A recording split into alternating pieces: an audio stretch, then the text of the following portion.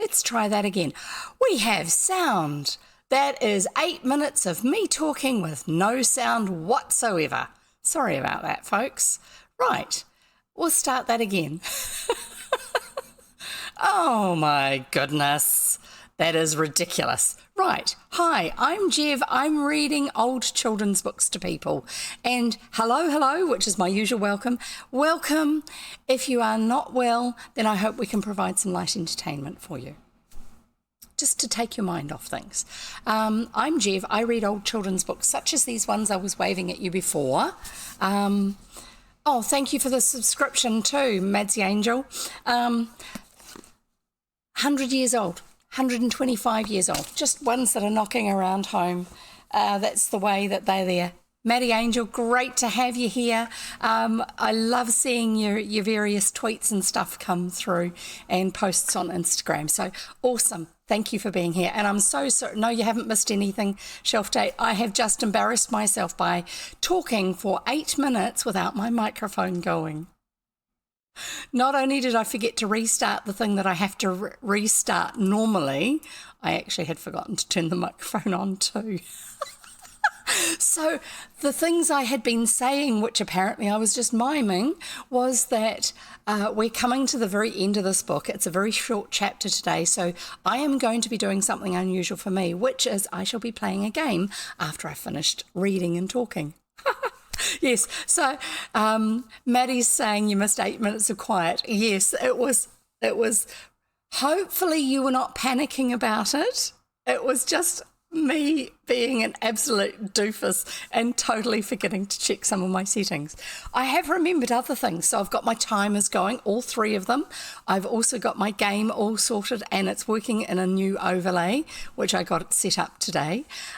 So yeah, lots of braining going on, just not in the department that it necessarily needed. So yeah, if you're new here, usually, and if you're watching, oh, the YouTube link on the Twitch page below is broken. Oh, that's no good. I'll have to check it for you. Sorry about that. Thanks for thinking of my health. I strongly suspect my test today. Oh dear. So just a wee tip if you're here if you intend to be here on a more regular basis. First of all, here's my Discord server. If you join it, Discord, yes, that's the one. If you join my Discord server and I'm talking away in stream and appear to be just miming, thank you so much for the subscription. If I appear to be just miming, then join the Discord server and then tell me in the main chat channel that I'm muted, okay? And one of the ways that you can check that it's me, not you, is if you're watching on Twitch, not YouTube, by the way, is down here, just below the camera frame, there should be a little wee spectrograph of the sound that bumps up and down as I'm talking. And that way you'll know that if it's not going, you'll know that it's me and I have been muted, and you can tell me whatever way you want to over in the Discord server. Try and keep the language nice because I think that I've got the same filters over there too. Tell me over in the Discord server that I am muted and it will show me, and it might take a moment or two, but I will actually see a notification pop up on my Discord server because I have that on my other screen. So thank you so much for being here, Maddie. That's great to have you here. I'm so glad you can be here past shelf date. I'm really sorry to hear that you're not doing well. Thanks for thinking of my health. I strongly suspect my test today will reveal tomorrow afternoon that I'm getting over a mild case of COVID that I'm experiencing differently. Yeah, that I don't mean to make it sound rude. I'm trying to think of the best way to phrase this. Yeah, I'm finding that there are people who are experiencing COVID.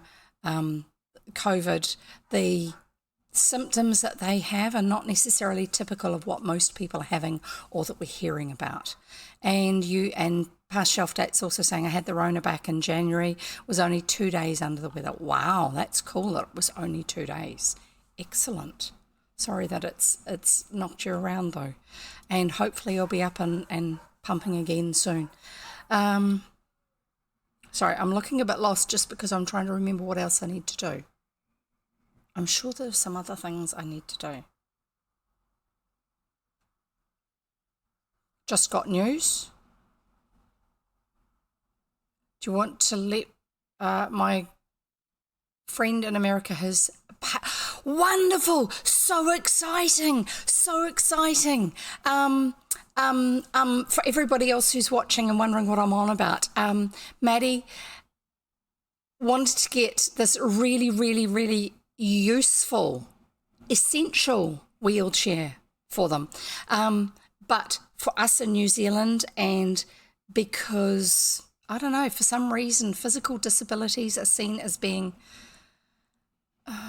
the thinking appears to be that the needs that you have are optional extras, and so therefore to do the things you need a wheelchair to do, if you physically need one, you have to pay all these extra fees on top of the base fees for the actual wheelchair, and all that sort of stuff. And just to quote what Maddie's saying, you can move in your house so you don't need one. That is absolutely ridiculous. I think a lot of people who make these sort of statements, who make decisions about funding for this, need to be confined to whatever restriction it is that they're turning down assistance for long enough for it to really sink in. Seriously, not good, they're thinking. So Maddie's saying it means I'll be able to dance. I was on stage dancing in one a few weeks ago. That would have been so encouraging for you to be able to get to do that. To have that freedom to be able to do that. So it's so good. I'm delighted for you, Maddie. Thank you for sharing it. It's lovely to hear. Thanks for letting me share my good news. No, I'm so delighted because I have actually been, I often don't comment on your posts, but I have been trying to keep an eye on what's been happening for you. Occasionally I have to just skim read because sometimes I get anxious a little bit too easily, and when other people are having a hard time I have to be very careful not to overdo how much information I'm taking in. And I'm speaking this out loud because I think there are a lot of people in the same situation as me with that. It's taken me until probably 2 years ago for me to actually realise that I do have anxiety. No, I don't have any meds for it, because in theory it's not as debilitating as it is for most people who do take meds for it, but it's something I've recognised has been with me most of my life, if not all of my life. So I'm quite happy to speak it out that is actually an issue, and I'm so excited for you, Maddie, that you actually have the funding come through on the chair. Yeah, Maddie's saying, I understand, I'm a bit of the same. I just put it there in case I have no family, and it's the best way to tell all those I love in one go. Absolutely. Oh, because I have my family. Yeah. No, I'm really happy that you are able to share whatever's going on. And people can choose whether they read it on the day or not, or go back and read through stuff. My cat is never interested. Isn't that funny? That's one of those things about cats. I don't know if you've seen below on my profile, there's a photograph of Theodore. He's our house cat. He's actually my daughter's support cat. But he lives with us because she's doing really well and she's not living in our city anymore. She's living in the middle of another city, and it's very crowded compared with where we live. We live out in the country. So he lives with us, and she gets to see photos from time to time, and also comes up and visits us and gets lots of cuddles with him. He actually picked her. We went to the SPCA, and as we walked in, he shoved his nose hard up against his cage, and he was looking along the line of the front of the cages at her, and there were some people ahead of us, and they were very interested because he was very cute and fluffy.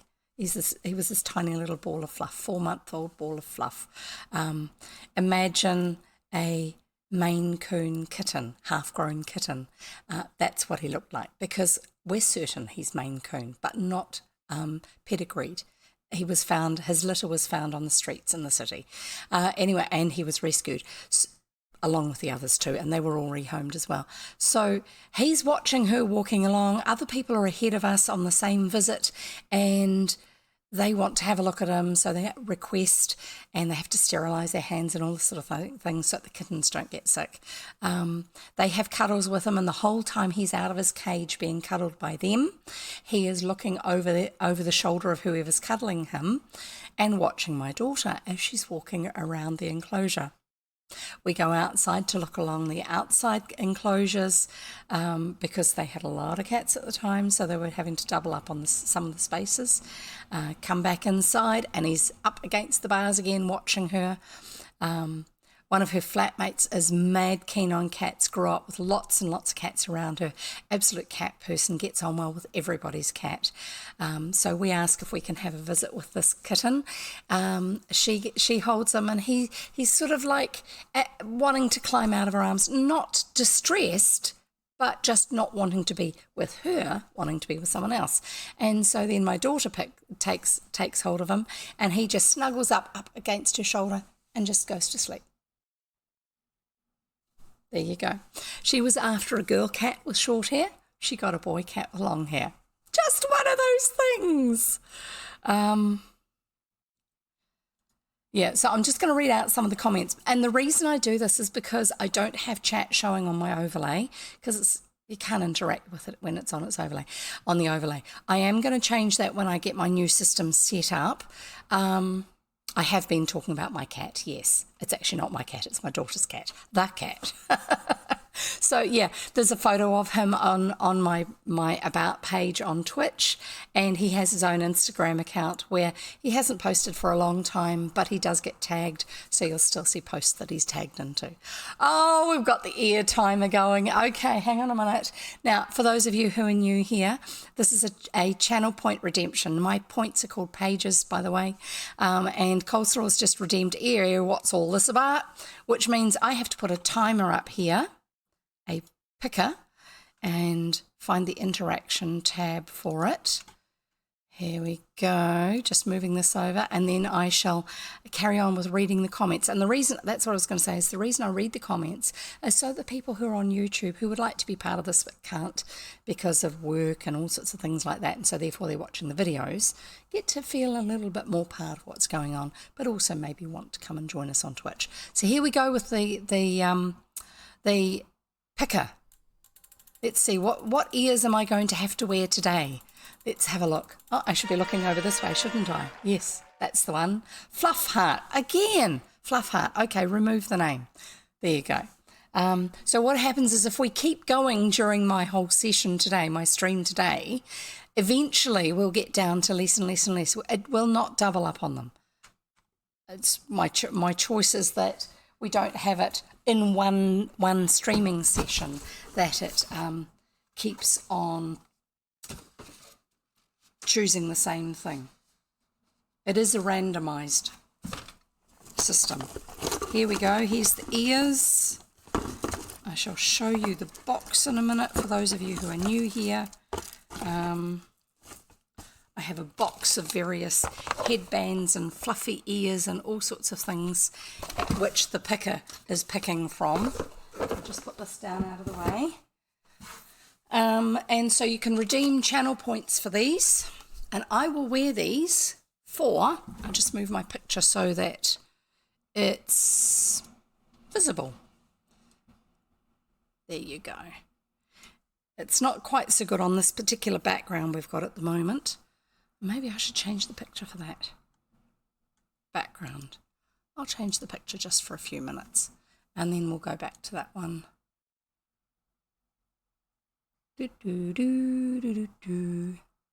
Trying to find one that's not too light for colouring, so you can actually see the hairband against the...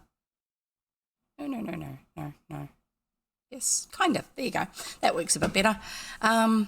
So I'm just going to put this timer up, and then I'll read out your comments. So egg timer goes on, and the egg timer going on means that I have 6 minutes for which I'm going to wear this, which the reason we have it for 6 minutes is so that if somebody else wants to do it as well, they don't sort of have to put up with the fact that somebody's picked it and it's on for the whole of the stream and they missed out. Anyway, so I'm going to go back to reading chat, and then shortly we will actually we will read the last chapter of the book, which is really, really short. It's only 8 pages. Every other chapter of this book has been sort of like 3 times that, which is why I got it ready with this game. So, where did I get up to? So, past shelf date saying, yes, an NPR program, The Economic Indicator, finally called attention to how the US disability system first tries to deny anything that is the least bit off some norm. But once we're in the system, we're trapped, unable to risk going back to anything but the smallest part-time jobs. That's my life. That is really hard. I'm sorry that you're stuck with a system like that. Maddie's saying, I think it's bad all over when it comes to disabilities. I try so hard to change it here in NZ. Yeah, absolutely. And there's a few of us who do. I'm not fully officially in the system because I haven't got a diagnosis for any of my issues, except for menopause. And they won't help me with that. So very definitely I have ADHD and I'm on the autism spectrum. I also have anxiety, but because I am in my late 50s, I have successfully negotiated life thus far. They can't do anything to help me because most of the funding for autism is to do with assistance for parents when they are bringing up young children who are not coping and they need help at home. It's not something you can specifically medicate for. ADHD, on the other hand, medication is available, but that is to help children who are in school, usually when they do diagnosis for it. Because of my age, I'm too old to technically qualify for home help because of being incapable of doing housework consistently and all that sort of stuff in their eyes. Because I've got this far and we haven't gone bankrupt, we haven't starved, we are not being eaten by rats or any other things which they might take as being indicators that I'm not able to do these things. The fact is that I'd much rather play on the computer and I get really, really stressed about having to get stuff done. One of the things I have loved, sorry to say this, one of the things I have loved about our lockdowns with COVID is that it's given a boot to our various supermarkets in New Zealand to actually get online shopping functional and effective. It's a little bit hard to get a slot for a delivery for where I live, but I can do click and collect for purchasing, which is great, and I use that whenever I can. I can usually cope with doing grocery shopping every few weeks. I can't grocery shop for a few weeks, but I can cope with it once every few weeks. But then I'm wiped out for the whole of the rest of that day and the next day. Do not ask me to do anything that requires brain, such as life. So yeah, unfortunately, my disabilities are not bad enough, for want of a better phrasing, to actually be able to apply for and get a diagnosis or anything like that, unless I want to pay for it privately. And even then, if it's going to involve a government department then supporting me in some way, I will have to fight for that and keep trying to prove that I need it. And I don't have the energy for that fight. I get by at the level I'm at. Anyway, so I'm just going to carry on reading the comments. Yes, back to where we were before. Coleslaw, yes, I was talking about the cat that we have here. Past Shelf Date is saying to Maddie, thank you. One thing I always point out to people is that anyone can become disabled, so we all have a stake in a good system. Yes, absolutely. I think so. And Maddie said that, yes, I said that to Parliament not too long ago here in New Zealand. I have a petition before the Health Committee here and want to talk to them in person. I have a lot of support for autism as an adult, but also clearly cannot live without the support since I can't dress myself and stuff. Absolutely. Yeah, well done you for making a noise. Unfortunately, it's a squeaky wheel that gets the oil. And we've got to squeak long and loud. And sadly, the parents of small children who have issues these sort of issues tend to be the ones who squeak the loudest. In fact, I'm part of an adult autism support group, and we often have parents of small children wanting to join in. The parents are not autistic, and to be part of this particular group, you have to be autistic, and you're there on your own behalf. It's a group where people can have their microphone turned off and their camera turned off just to be able to be part of the conversation, and they can type in chat. It's a Zoom meeting that we have once a week, but it is just for us as adults because most of the support that we see is available for children or for parents of children. So sadly, I'm glad that you are able to get some support, and I'm really sorry if it's not enough support. Hopefully that can change. I know that they are trying to get this disability organisation thing going. I've got something making a noise and it shouldn't be here. Yeah, I'm going to turn that off because it's very noisy. There you go. And I take the ears off now. See? Like that. Egg timer. That's it. That's the way. Sorry, I left it making that noise for too long. I hope it wasn't too loud for you. So I don't relate to most adults with autism since they don't face the issues I have. No, I do understand that. We do have one or two who used to be in our particular group who had a similar situation. I haven't seen them for a while because we had to actually stop running it for 6 months while we were rearranging who was doing what and all that sort of stuff, because we do have hosts for it.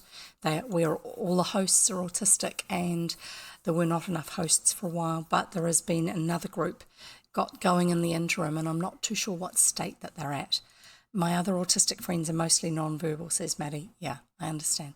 One of our ladies was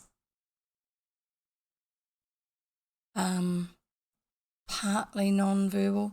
There were days where she couldn't talk, and there were other days where she could for a little bit. Thankfully, the particular bunch that we are most of the time, we're just open to anyone being able to be there. Yes, selective mutism, that's right. And unfortunately, there are people who have no understanding of what that means. They think it means that you are like, no, I'm not talking today. No, it's not like that. It's actually just that some days you can, some days you can't. And it depends on how much stress is going on, what is overwhelming you, everything else that you're trying to deal with. It's not just a matter of making a decision one way or the other. Oop, I'm disappearing off the screen. So, yeah. I can understand that, not being able to have conversations before 19. I wasn't as strongly affected as that, but I did have times where I totally avoided situations where conversation was going to be expected of me because otherwise I knew I was not going to cope. And unfortunately, because of my age range, it was like, be polite or you're in trouble, and the trouble was not good.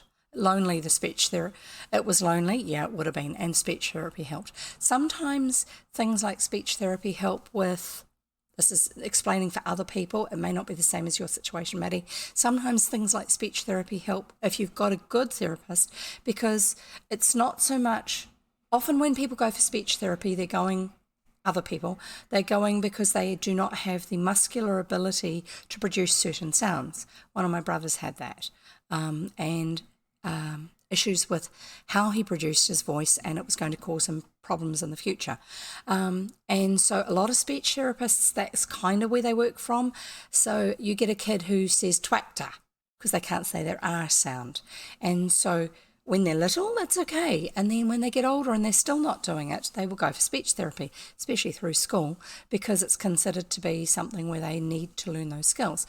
But a good speech therapist will actually help recognise that it's not just about the ability to produce sounds, particular sounds, such as the R for tractor, or to help someone stop stuttering. They can actually be switched on enough that they recognise that for some of us, being able to respond verbally is really stressful, is hard to do, and sometimes we need to have things like someone talking through the process. Someone will say to you, hello. This is a common response. You say hello back, or you say how are you, or whatever.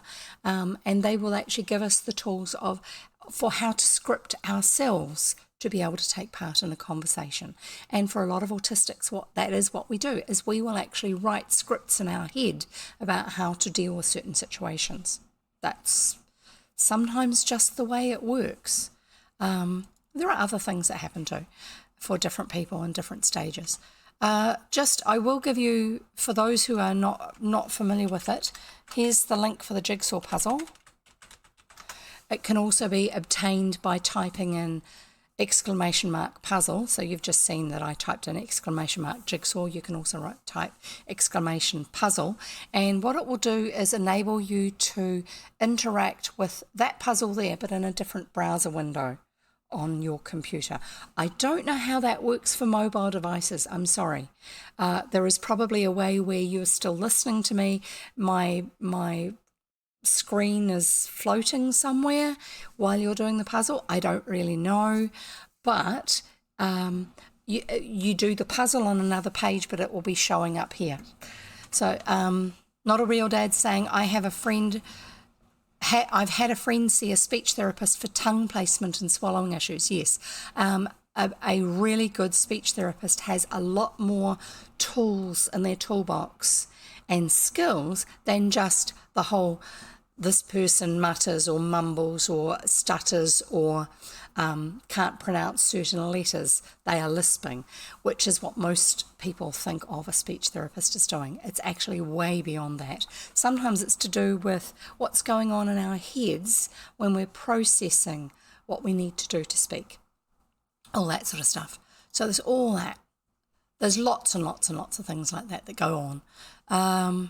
I'm just checking to see if there's anything else. Yeah, so Maddie had said that if I did my own grocery shopping, I would live on candy. It's good that others help me. Yeah, absolutely. One of the things I have learnt as a competent adult is I don't go, if I have to go to the supermarket, I don't do grocery shopping if I'm hungry. So if I have to, I will go and get something from the bakery and I will eat that and give myself enough time for it to get to my stomach before I go into the supermarket, because otherwise what we end up with is pizza, and there's nothing wrong with pizza, but I make better pizza at home, candy, chips, all sorts of things like that. Lots and lots and lots of things that I want to eat right now, but when I get home it's like, yeah, well, that was okay, but I need a lot more than just that. Especially because I'm feeding me, my husband, and my adult son. So Not a Real Dad says, but what you've described sounds like it could help. I've got ADHD and also take migraine medication that gives me brain fog around verbal processing. Yeah, actually, Not a Real Dad, that can actually help. One of the things that I find helps me, and what led me into it, is the anxiety side of things. I would get worried about a situation.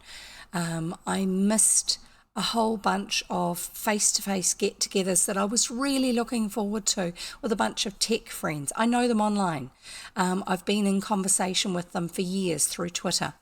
And I missed some IRLs that we had because I just got too anxious about going down.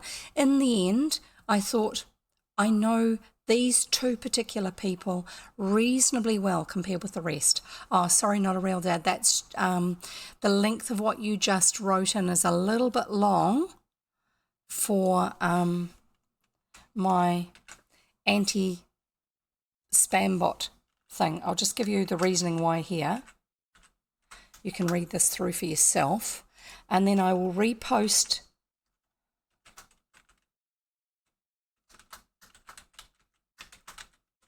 your comment, because you probably won't remember what it was you said, so that the others can see it as well. So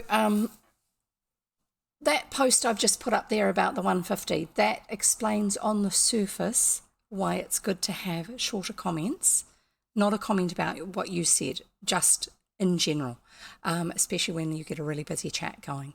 Underneath it all is actually the fact that if you cut down the allowable number of characters in chat to 150, you will eliminate most spam bots. Did you know that? A little bit of tech magic, so not a problem. And you will be able to talk again very, very shortly. So Not a Real Dad said, for sure, don't go when you're hungry and when you're unsure of what foods or meals would be good. Try looking at your last receipts. I do that often when I'm doing my online shopping. I will go through my previous orders because the app that I use or the website that I use allows me to order from either the whole order or pick particular things to reorder. So it makes it so much easier. And I don't have to go, oh, I'm sure there were some other things I normally get and I can't remember what they were, even though I get them every time. Like looking at your life, what did you like? What would you like to change? Yeah, absolutely. I did the same thing when I first visited here, so don't feel bad, says Past Shelf Date, about the long tweets. Yeah, we have a thing about doing Burma Shave posts. So it's excellent. Yeah, most spam bots that come into your chat, and I'm talking about this towards people who also stream. Most spam bots, the posts that they make will, because they may have a link in it, but they will often have certain key phrases because they're trying to appeal to people who are wanting to buy followers, etc. They will have lots and lots of characters in their posts. And so if you set it to a maximum of 150 characters, it will auto-moderate their conversations out of your chat. And so therefore you don't have that taking up room, but also not... If your chat does allow links in it, then you're not going to have the people who are not as aware of the dangers of clicking on links from people you don't know, getting themselves stuck with viruses, Trojans, getting their information hijacked, getting scammed, all that sort of stuff going on because they followed a link that was in your chat that wasn't appropriate. Anyway, so that's all that sort of bits of information. Most of the stuff that happens with modding, the auto mod stuff on my channel, is about keeping you safe as a viewer and participant in my chat. I happily will share this information because I want, if you're not a streamer, I want you to know that I try and keep this as a safe place, and this is a demonstration of that. If you are a streamer, or if you moderate for somebody who's a streamer, there are all these extra skills and bits of information that are very, very useful. I am going to put an extra command in here with some links in it. They're safe links, by the way. And somebody please remind me I need to check my YouTube link in my About section down below when I get to the end of stream. So Codex is a group of public domain readers that I'm part of. That's their logo that's over there on my screen. So with Codex, we've got a reading team. I'm on the official reading team. If you follow the link to the teams page on Twitch, you'll see who's currently live and who the other people are, so you can actually give them a follow and a sub and all that sort of stuff, which is really cool. It's great to have other people that you can have a listen to. Reading's quite good because often you can just sort of chill and let it just wash over you, and you don't have to focus. You can just let the words happen. It's like old time radio shows. One of our number is he reads under ASMR because he reads with this very pleasant, comfortable, laid back sort of voice, and he just keeps you nice and calm and all this sort of stuff. I'm not very good at that because my mood's just, everything's on I wear my heart on my sleeve is the way of putting it. But the other link there for the Codex Discord server, even if you don't need to find out about Codex's book club, which is meant to happen once a month and all that other sort of stuff, there is a section there called security, and Codex Discord users are happy for anyone who wants to come and find out how to keep theirs or who they moderate for stream safe to come and join purely for finding out that information that's in the security channel of the Discord server. So back to the comments in chat. Not a Real Dad says but same with anxiety with words, especially tripping over them. And note to Past Shelf Date, it happens. Neurodiversity either gives you too many words or not enough. Hey, absolutely. I did the same thing when I first visited. I have done that to other people's channels. I'm just agreeing with Past Shelf Date and Not a Real Dad here. So what I was going to say was, even if you don't have selective mutism or anything like that going on, but you do have anxiety, or if you're ADHD like me, just throws an extra aggravation into there. Yeah, I also have migraines. I'm not a chronic migraineur. I'm an episodic migraineur. So that means I get them occasionally. I don't get them all the time. I used to get them once a fortnight. and I've got some drugs that I have to take when one starts coming on so that I'm not in bed for a day or two. Thankfully, most of the time I'm not in the state where I have to throw up to get over it. Used to, not nice.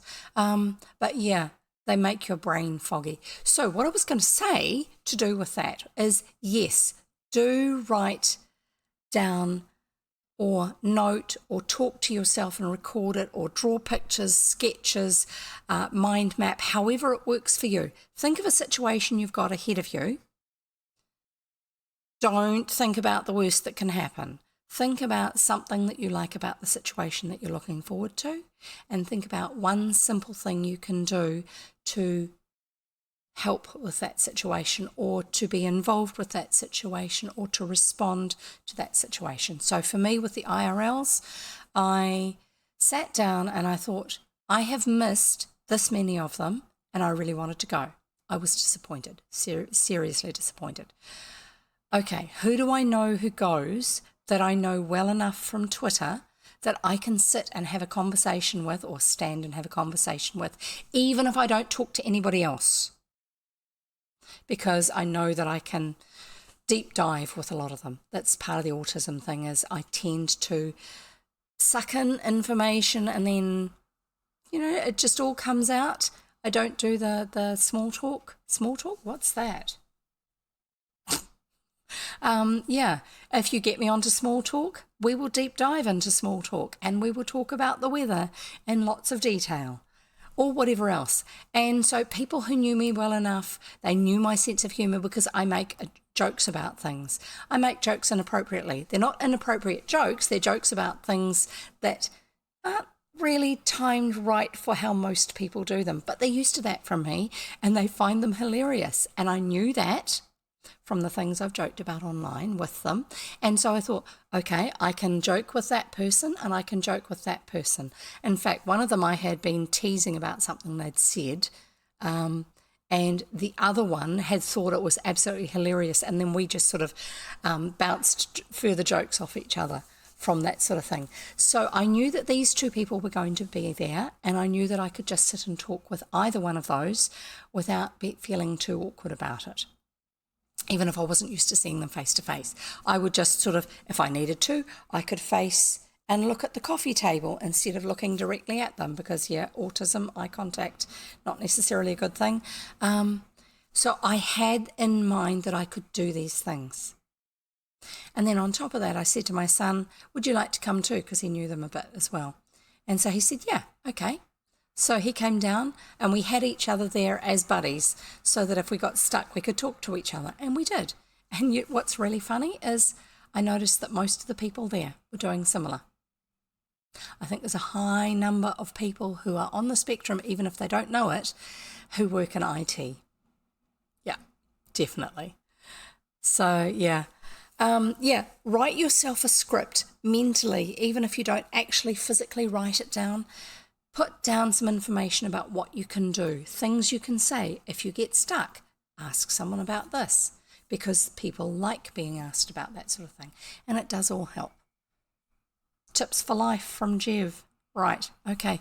I haven't done my 3 tips for Jev reading, so I shall go for that. Normally I explain very early on in the stream for new people here a whole lot of things. So I've explained about the old books. I haven't told you a lot about that this time, which is good, because that usually takes too long. Just take it on as a given. I grew up with lots of old books. They were handy, so therefore for someone who was hungry for more words, it was a great way to fulfill that need. And it helped me to understand how things happened. The more you read, the more aware you are of how people interact in real life. Did you know that? Fiction is excellent for understanding how people function, especially if you don't just read one genre. Because you do actually realise that people in real life don't do things exactly as they do in books, but also you realise that a really well-written book will have aspects of characterisation that are true to what people are actually like. Otherwise, they would not be so satisfying. There you go. One of those secrets, one of those author secrets. I'm just going to do a moment or two of stream housekeeping. So this, I will explain this for you. One of the things, if you're streaming or if you are moderating for people, that you can do if you're streaming on Twitch is you can keep an eye on who's in channel, in chat, even if they're not actually talking, and then go and see if they're real people, real entities, or if they are just bots. There are some very clever but rather nefarious people around who like bragging to their mates about how many streams they've disrupted, unfortunately. And so what you can do is you can see who is there in your channel. You can copy their usernames. Do not type it, copy it. Select and copy, because they will often be clever and use numbers instead of letters, or uppercase I instead of lowercase l, things like that. And paste them into a website such as twitchinsights.net. They have a bot page. You can check there to see if it is a real bot. Hi Squibble, great to have you here. Lurk away, good on you. I haven't started reading. It's only going to be a really short read, and then I'm going to be having a go at playing a game on stream. That's a first for me, I think. I don't think I've really actually played a game on stream before. Somebody remind me if I have. I don't think I have. Anyway, so yeah, it's a good idea. And I'm going to be playing Castaway Paradise. Sorry, I think it's called Castaway Paradise. Checking. Yeah, Castaway Paradise. That's the one. Just a simple one. It's a little bit like Stardew Valley and Animal Crossing and all those sort of ones. So anyway, if you look at who's there, you can check if they are a bot or not. But don't rely just on that. Go to the Codex Discord server, join up, use it, and read. Hi Caillou, great to have you here. I will be reading in very, very shortly. Read the posts that GoReki has put in the security channel, because the security channel has all sorts of information about how you can proactively check to see if a user is a bot or a real person.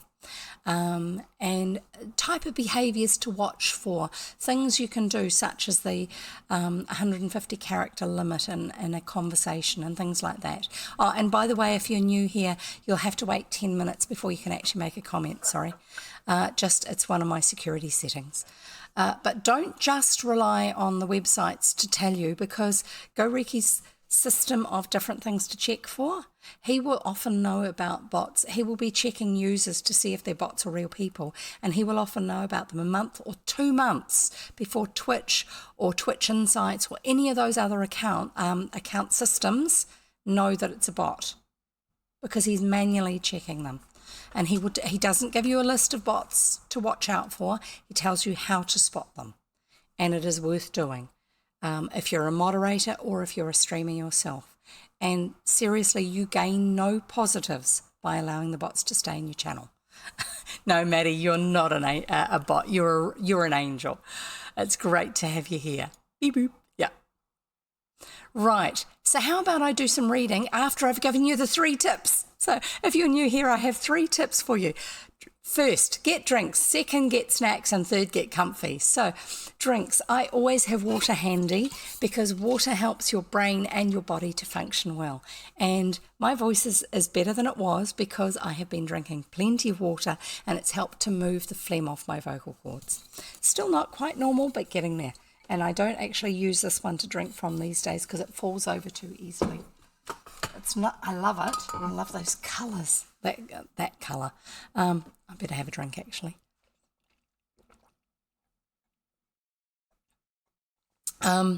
But it's a good idea to have water handy. So I've got something I can drink from that isn't like to spill. I also have my favourite drink, which is coffee. Today's coffee is a double shot espresso based iced coffee, which is simply a double shot of espresso, a little bit of sugar dissolved in it, and then topped up with cold milk from the fridge. There's nothing wrong with that. And that's also very satisfying.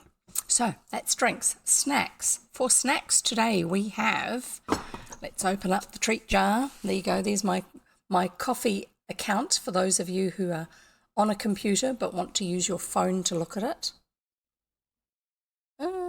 It's not going to focus. Oh, whatever. Doesn't matter. Not that you have to. So in my tip jar, this is the bit that I was actually wanting. In my tip jar today we have licorice. New Zealand Black Knight licorice, it's called. Yeah, noisy. I could just do a channel with lots of sounds. Not even standard ASMR that uses, scratching the microphone and all that sort of stuff. Or other stuff I don't want to know about. But just normal desk type working noises. So this is the one I've got today. It's the one I usually snack on. Put that away in the snack jar, and put the snack jar away. I've just got a couple of bits there, so if I do get hungry, I've got something to settle my stomach, because otherwise I get indigestion. Secondly was snacks. If I get really stuck, I've got some crackers in there. Thirdly is get comfortable. So suggestion, the best, most comfortable, your favourite seat in the house, whatever that is for you, is awesome. If it means that you can relax and enjoy the story, great. If you're having to work, that's okay. You might need to do what Scribble's doing, which is lurking. And if you want to let me know that you're lurking and have me say hi to you as you go off for a lurk, then type in !lurk, L-U-R-K, no spaces, no capitals, no punctuation. And that will just let me know that you are lurking and you're happy for me to say hi to you.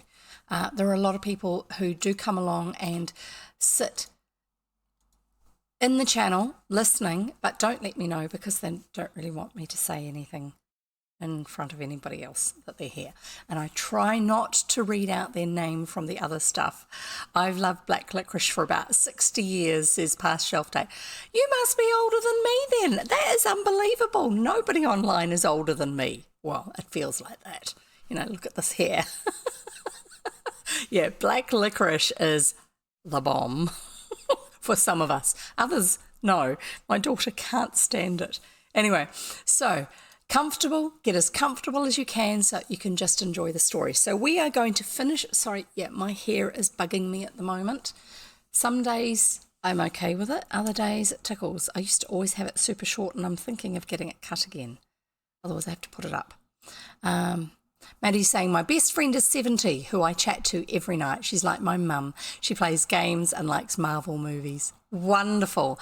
I love both those thoughts. Right.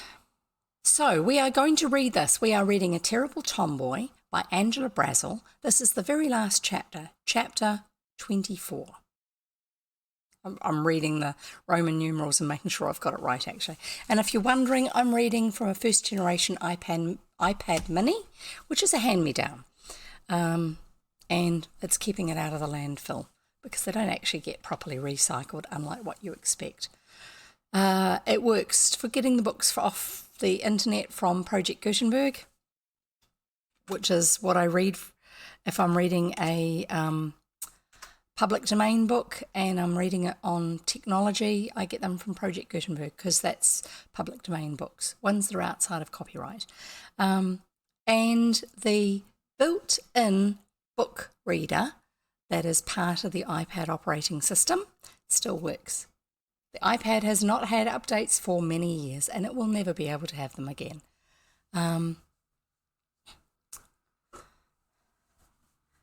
I like her, says past shelf date. I hope she's still happily married, but if not, anywhere near the US East Coast. It's great to hear you guys having conversations. That's good. I have friends I've made in chat on various people's streams, and I really, really appreciate it. So I'm going to carry on. Here we go, because otherwise we'll never get this done and I'm never going to have a go at playing a game on stream.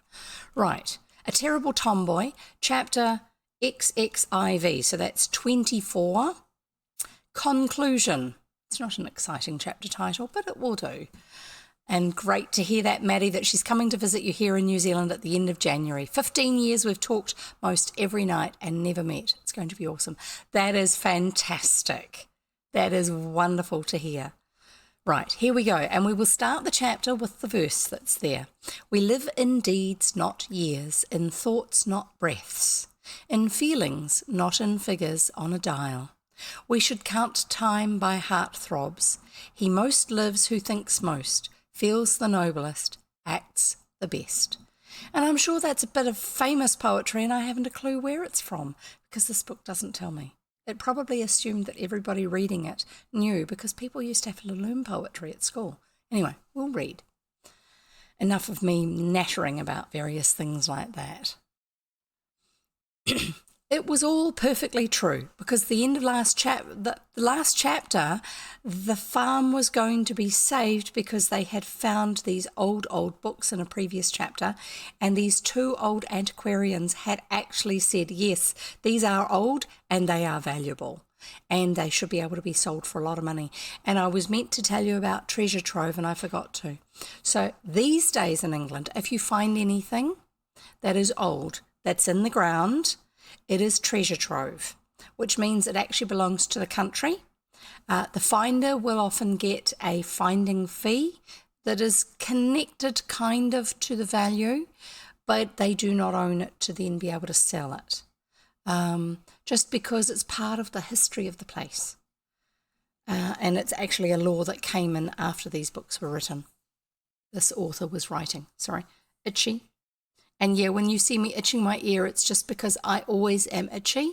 And certain itches I can ignore and other ones I can't. If I try to ignore the ones I can't, then it gets to the point where my thinking is just so caught up in the itch that I can't actually put together a straight sentence or go somewhere with it. Here we go. It was all perfectly true. That was the best part of it. The little old gentleman turned out to be a very learned don, which is a professor, a lecturer, a don in this context. It's an English term. Actually, let's give you a word. I love this. I'm not sure if this one's going to have a definite... Yes, Don, a university professor, particularly one at Oxford or Cambridge. And what I was saying when I said I love this is this widget here with the dictionary definition was written for me by someone who does a lot of that sort of programming and things like that, and is part of the Stream Elements community. And I was asking around wanting a widget that would pull a dictionary definition for me that wasn't stuck with only using the Urban Dictionary, because the Urban Dictionary in some contexts is a little bit icky for a channel like mine. Most of the time it's good, but every now and then you get something which is a little bit off. And so they've actually written it so it's got some other adaptations that can be put into it, like choosing different dictionaries and things like that. And so I'm just so chuffed that they wrote it for me. They're making it available for others as well. You have to kind of put it together in Stream Elements with the different parts of it. Thankfully, I kind of figured out what to do with that, but it works. As long as there's a word in the dictionary I'm using that meets that, it's good. So past shelf dates saying, I think Tolkien and Lewis were both dons. Either they were or they were specifically associated with the university. I know that they definitely had strong ties with Oxford. I don't know what status they specifically had, but yeah, I think they were, among other things. Right. The little old gentleman turned out to be a very learned don from Oxford, with a terrific list of letters at the end of his name. The list of letters is his qualifications. So if you see somebody with BA after their name, that means they have a Bachelor of Arts, if you're talking educational letters. And we used to joke in New Zealand about,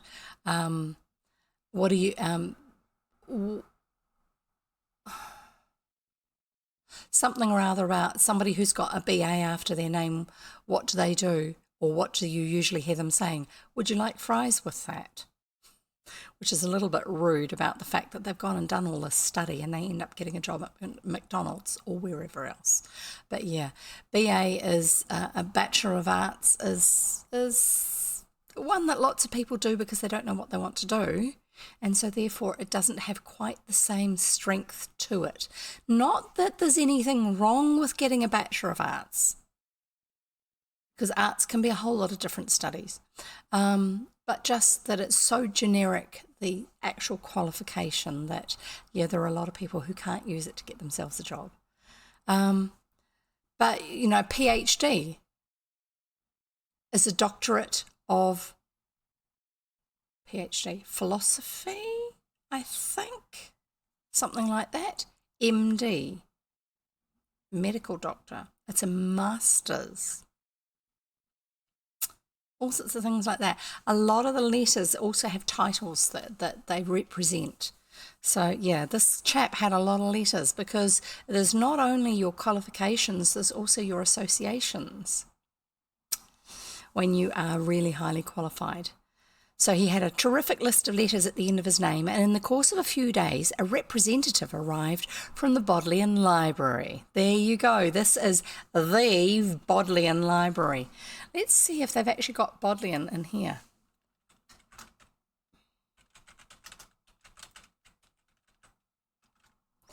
I need to spell it correctly or it will not work at all. If it doesn't come up with anything, it's not going to.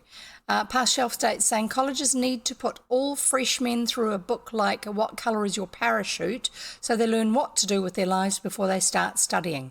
I think that's an excellent idea. Sorry, hang on. I'm clicking in the wrong place. I think that's an excellent idea, past shelf date. Because then they are going to actually be able to focus somewhere. If it's just you're maturing because you're leaving home sort of thing, then why not get a job, sorry, excuse me a moment, at the supermarket packing groceries? Because I can guarantee you, you will probably, almost guarantee you, you will get bored with what you're doing. And so you'll start thinking about what else you could be doing with your time. And that motivates very strongly to actually then find the thing that resonates for you. And it doesn't have to be the first thing that you pick. It can be something that comes further down the track. But yeah, boredom is a very powerful and effective motivator. And children need to be allowed to get bored. Teenagers need to be allowed to get bored so that they motivate themselves to do something. And if they're going to go somewhere educationally, like for tertiary education, it needs to be something where they already have the motivation to do something. Make sure that they study instead of having to have mum nagging. Did you do your homework? Did you pack your lunch? Did you do your laundry? All that sort of stuff. They don't learn that because when you go to university, you don't get harried and hounded like you do at school to get stuff done. And so you fail the first year. The majority of students who go to university, especially if they do a BA, fail in their first year. It's about 75 or 80%. Or almost fail. And it's so close that they are allowed to come back the next year on the basis that they have to keep hitting certain marks, otherwise they're dropped.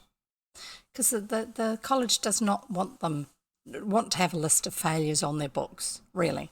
Anyway, carrying on. So, Bodleian Library, it's this really big, very historic one in Oxford. Look up photos online. Bodleian, in case you want to look it up, because my thing didn't do it. Oh yeah, we have a ramble rocket. If you really need me to get back on track within 2 minutes, you can redeem points to put the timer up here with the ramble rocket. And within 2 minutes, by the time it explodes, I have to get back on track. I can talk for those 2 minutes, but if I talk longer than that, I have to cut it off right in the middle when the rocket explodes. There you go. So, within the course of a few days, a representative arrived from the Bodleian Library with a request to be allowed to inspect the books. Wonderful! So good. I'm sorry, I really have to read this comment.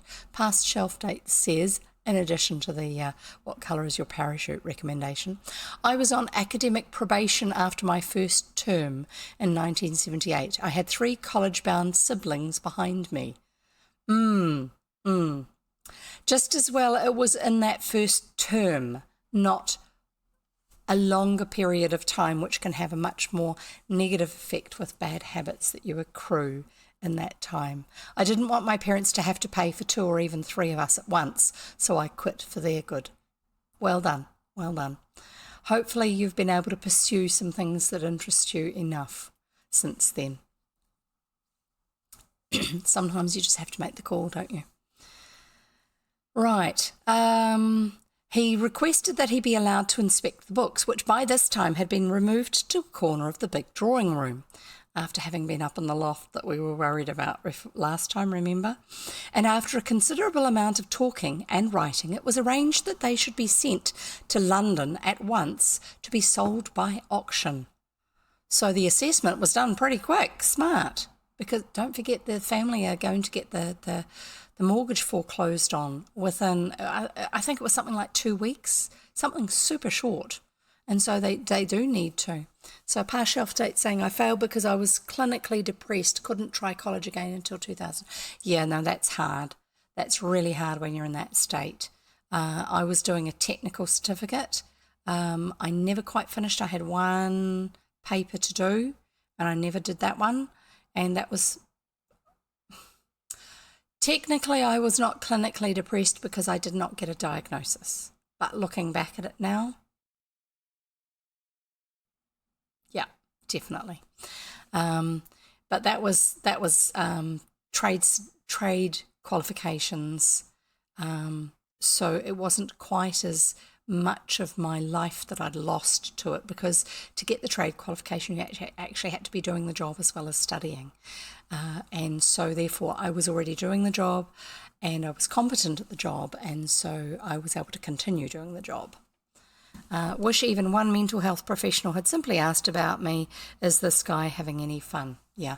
That one of the things that was really good with our coursework when we first went down and started this particular course, the first year was full-time, the subsequent years were part-time, 1 day a week, and in the first year you had a subject called Communication Studies, which covered basic English, maths, to make sure you were competent enough to write answers down, read and write answers down, and do the maths that was required for the course that we were doing.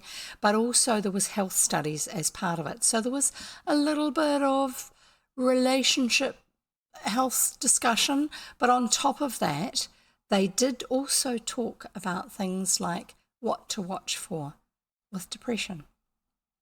And that was when I realised that, yeah, that was what was going on with me. And it wasn't the typical, what I thought were the typical signs. It was being tired all the time and things like that, but without outside cause. Excuse me. Excuse me. Oh, sorry. Sudden tickle in my nose. Yeah. It would be good if people were checking up on us a bit more. And that. Oh, clear the throat again. Right. We could carry on with this. I really want to have a go at that game. As the old gentleman had prophesied, the sale made quite a sensation among lovers of antiquities, and realised a sum sufficient to put Mr. Vaughan at once out of his difficulties. Mr. Vaughan's the dad. It does not make me a rich man, children, he said, but it is enough to wipe off our debts and keep the old roof together over our heads. We shall still have to work hard and live carefully, but now that there will not be the continual drain of the interest on the mortgages going out, I shall be able to put more into the land and carry out the improvements I have been longing to make for years, and in time the estate will pick up, so that I hope when I go to take my place among the old crusaders in the transept, that means when he gets buried, I shall hand it on to the next generation of Vaughans in better condition than I found it. That's wonderful, because he has actually been working as the farmer himself instead of just employing people and being a landed gentry type gentleman and expecting them to take care of it all for him. It would be He's in a much stronger position because he knows what needs doing and he's been doing it himself. And therefore, he's not paying somebody else and then twiddling his thumbs and spending money as well. To say that the children were delighted at this new turn of fortune's wheel is a very poor way of expressing their rapture. Every corner of the abbey had to be revisited to feel again the joy of possession. All the animals must be petted as a kind of apology for having even thought of parting with them, and Peggy felt as though she would like to tell the birds and the flowers that they were not going away after all, and give them a chance of joining in the general rejoicing. Soft-hearted Joe wept at the good news, but it was for joy this time, and so many people sent kind messages of congratulation and expressed such pleasure at hearing that they were to remain at the Abbey, that the Vaughans were quite surprised to find how popular they were in the neighbourhood. They just get on with their normal day-to-day life and interact with people locally and don't realise that others appreciate having them there. Well, the alternative, the chap that was going to buy it, oh, he was a nasty piece of work, and the neighbours definitely wouldn't have wanted that. The only person who seemed not altogether satisfied was Archie. I wonder why, who had dwelt so much on a colonial future that he was quite disappointed at having to give up the idea. He's quite adventurous, is Archie. I had almost persuaded Aunt to go, he declared, and it would have been ripping fun out there on our ranches. No, I ain't going unless you do. I guess I'll stay in England now and take to engineering, but it seems half a pity, for we should all have got on tip-top in the new world. So Archie, for those who are new, he's American. He's a young man who's living with his aunt in England. His health isn't great. He's got to be a little bit careful at times. So he's spent time living at home with his aunt and studying at home and getting to know the children in his spare time before then being well enough to go off to boarding school in England. But he comes from ranching country in the States, you know, the big wide open spaces, and he kind of misses a bit of that, but he's also an engineering marvel. He's been able to come up with all sorts of ideas. As Mr. Vaughan had said, the change in his fortunes did not make him a rich man, and though all anxiety was now removed and even a few extra comforts might be added, matters went on pretty much in the old way at the Abbey. Peggy grew up without many of the luxuries which fall to the lot of richer girls, but she was none the worse for that, and I think when she saw how bored and uninterested Maud Middleton was in the midst of her round of London society and foreign travel, she felt that it was sometimes better to have the capacity for enjoyment than to have the means without the happy talent of being able to appreciate your good things. I think it's great that she's actually discovered this. She's just old enough to actually be able to see that for herself instead of being in the midst of activity and action without recognising. Life was always so well worth living to Peggy, whether at work or play. Her friendships were so keen and her affections so warm that I think she found the world a very pleasant place to be in and made it better and pleasanter for other people too, which is, after all, the grand secret of happiness. And the energy and enterprising spirits which had caused the tomboy pranks of her childhood were qualities which, turned to good use, proved to be of the utmost service to her in after years. Inventive, creative, be prepared to get in and do something herself, all these are things that she wouldn't have otherwise picked up. Do I make too much of a little girl who after all was no heroine, but who tried her honest best, like many another, to fear God, tell the truth, and love her neighbour as herself? If so, my love for her, bright ways and warm heart must be my excuse, for I have told Peggy's story just as it happened. From what I gather, the story is based to a certain extent on herself, the author, the sort of personality she has and the way she lived when she was growing up. Maybe not the difficulty and the Abbey farm and that sort of thing, but just having to make do and being a little bit of a tease and being out there having adventurous fun compared with most of the other girls who are of her sector of society. From what I understand, this is the author's own heart in it. And yes, we are going to have a little bit here which is very specific to the era of the book. Remember, the book was written in 1904 or published in 1904, so it will have a little bit of sermonising, but not the heavy stuff that we get from the earlier books before this one that other authors wrote. Okay, so there'll be a little bit of religious terminology and stuff. Just accept it. Just go with it. It's the style of the book. Many years have passed away since the children played around the old apple trees in the orchard or scrambled among the ivy in the ruins, but Gorswin, the village, and the farm's environs is little changed. The picturesque old black and white houses still stand in the village. Oh, look, got the right sort. Still stand in the village, unspoilt by time or tourists. Mrs. Price presides at the post office, rubicund and smiling, well-rounded and rosy-cheeked.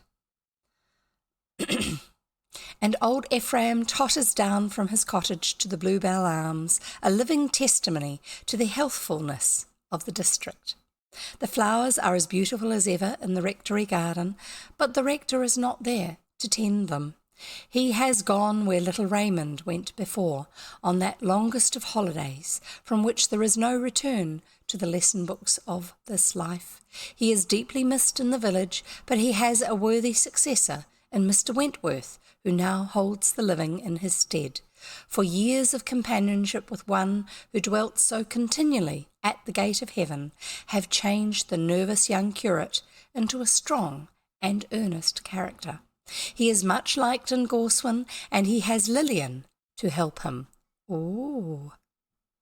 Perhaps the fact of their mutual shyness first drew them together, but they have much in common besides an enthusiasm for parish work. She makes an excellent helpmeet and an ideal clergyman's wife. She has no children of her own, but in mothering the fragile little Indian cousins who are sent home to gain rosy cheeks and sturdy limbs from the fresh English breezes, her warm heart finds its outlet, and she is able to pay back to Aunt Helen some of the love and care which she owes her from long ago. Aunt Helen had lived with them in the role of a mother. She is their father's sister, and she eventually met up again with the young man who she had been sweet on, who the two of them had a misunderstanding many years ago, and they got it all sorted out. He had been back from India on leave. He was involved, I think, with the military. They got it all sorted out, decided to get married after all, and went back to India for him to complete his work over there, and obviously are now having children.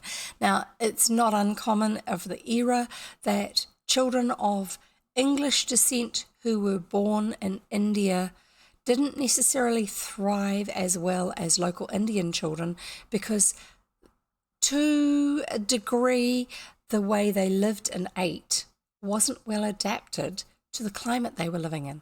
And so it wasn't uncommon for children to be sent back to England once they got to a certain age, so that they could put on some weight, get an English education, go to English schools, things like that, but also be well adapted to when the time came to actually living in England without it being a problem. And it's a common thread to certain stories from a certain era. The era when people had been living in England from the British Empire, and English people were living in India, and then the children were being sent back. So The Secret Garden, Sarah Crewe, that is the basis of why she was so different.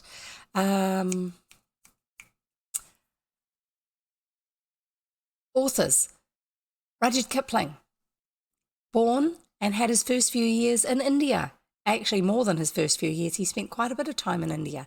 Went back to England, but also went back out to India as a young man. Things like that. And so you get threads of this, you get flavours of this come through in their different books that they write and wrote. So it was quite a common thing. I'll carry on with the story. So that's who not Lillian's sister, Aunt Helen, who she is and why her children are coming back to England to grow up around such a healthy environment as they have at Gorswin. Bobby is a fine, tall young fellow, fresh from an agricultural college where he has learned so much in the way of scientific farming that he intends to make the fields yield the very highest pitch of production. But already the Abbey has prospered to such an extent that little by little the Vaughans are buying back some of the land which their ancestors had squandered, and in time the estate may once more be of some importance in the county. And Peggy, I think the rector's prophecy is justified, and she has grown in every sense into the fine woman which he hoped and expected. She still loves the Abbey dearly, but I do not fancy she will spend all her life there. After all, for Archie, who now owns a prosperous sheep farm in Australia, is still as anxious as ever for her to try colonial life. And I think that the next time he comes home on a visit to Gorswin, he will be able to persuade her. Peggy does not feel the least little bit older than she was when she climbed the water wheel or thrashed Jones Minor behind the paling of the cricket field. If growing old means losing your ideals and your keen enthusiasm and your hopefulness and a certain appreciation of other people's worth, which is our birthright when we are young, she has not lost. She is still capable of climbing a tree or scrambling over a hedge when no one is looking, and pursues her hobbies with all her former vigour and energy. She is sometimes almost ashamed of feeling, as she says, so ridiculously young. But after all, one's age should not always be measured by one's years, and wherever she may go, or whatever she may do, Peggy will keep that most priceless of possessions, the heart of a little child, without which, equally in this world or the next, it is impossible to enter into the kingdom of heaven. The end. There you go. And that's the end of our story. I like that it was a really short summing up for the end of the chapter. I hope you enjoyed it. And if you have missed the rest of the book and want to catch up with it, not yet completely, but in 2 weeks from today, probably, thank you, 2 weeks from today, probably, time-wise, probably, the whole of the book should be in its playlist over on YouTube. Now, I didn't give the YouTube and the Twitch links before, so this is the YouTube link.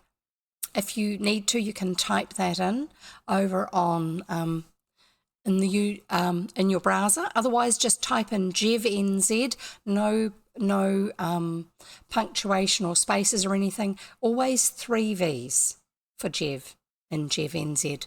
And do a search for me and you'll find my channel, and you can subscribe to me. That will make sure that you know when I have updated anything, put new ones up there and anything else like that. But I put the books into playlists, and sometimes I even remember to put timestamps in so you can skip the chat at the beginning and start straight at the story. I don't know if anyone actually uses it, but if I haven't done it and you're really wanting to while you're listening, write down those times and put them as a comment underneath the video that they're for, and then that'll speed up me getting those timestamps on there so people have the chapter markings to be able to go from one bit to the other. Yeah, all that sort of stuff. So yeah, if you want to find my YouTube channel, this is it down here. There's also a link for it, which I shall put into chat. And my other socials. There you go. And if you're watching this on YouTube and you do want to come across to Twitch to actually see what goes on, get involved with the chat over here, then here you go. This is the link for it. Once again, it's jevvv, 3 V's, and search for me and you'll find me. Definitely. So what I'm going to do now, even though I've actually finished the chapter, is I'm going to have a go at playing a game on stream. I've never done that before, I think. Don't think I have. Anyway, so I'm not going to be raiding anyone today. I've got a little bit too much happening after this when I'm finished here.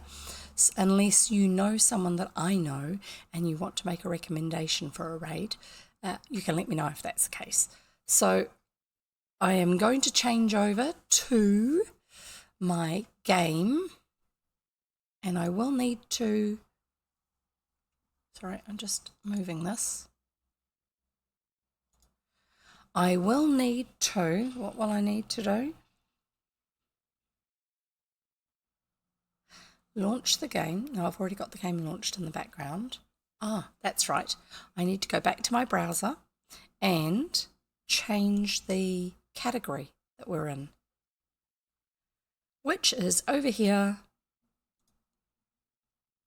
Category is now going to be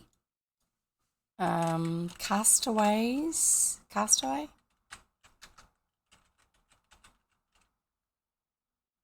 Castaway Paradise, there it is. Hoping that I was going to be able to have it show me and go done, just in case anyone's looking for it. Thank you for being here. I really love having you guys here. Sorry, I know I was talking to my monitor. It's because I can see me on the screen over there. I will pull up the game and change scenes. Just bring up my program so I can change scenes. Here we go. Oh, what's that doing on there? I shall make that one go to sleep and bring up the game. And if I start, I need to put my headphones on. Just a moment. And if I start, I need to put my headphones on. Just a moment. Oh, good. You've got audio from the game. Let me know if the sound of the game gets a little bit too much. Gets a little bit too much. Can hear an echo. I tell you what, I'm going to take my headphones off so I'm not listening to any sounds. You just have to tell. I'm going to take my headphones off so I'm not listening to any sounds. How's that? Did that get rid of the echo? Or can you still hear it? Did that get rid of the echo? Otherwise, I'll just turn off the game sounds. Otherwise, I'll just turn off the. I'll just give you a minute to tell me. I'll just give you a minute. You can still hear it. Okay. I shall mute the game sound. Sorry about that, folks. It's probably the setup I've got for it. And I will have to play with that to get that sorted.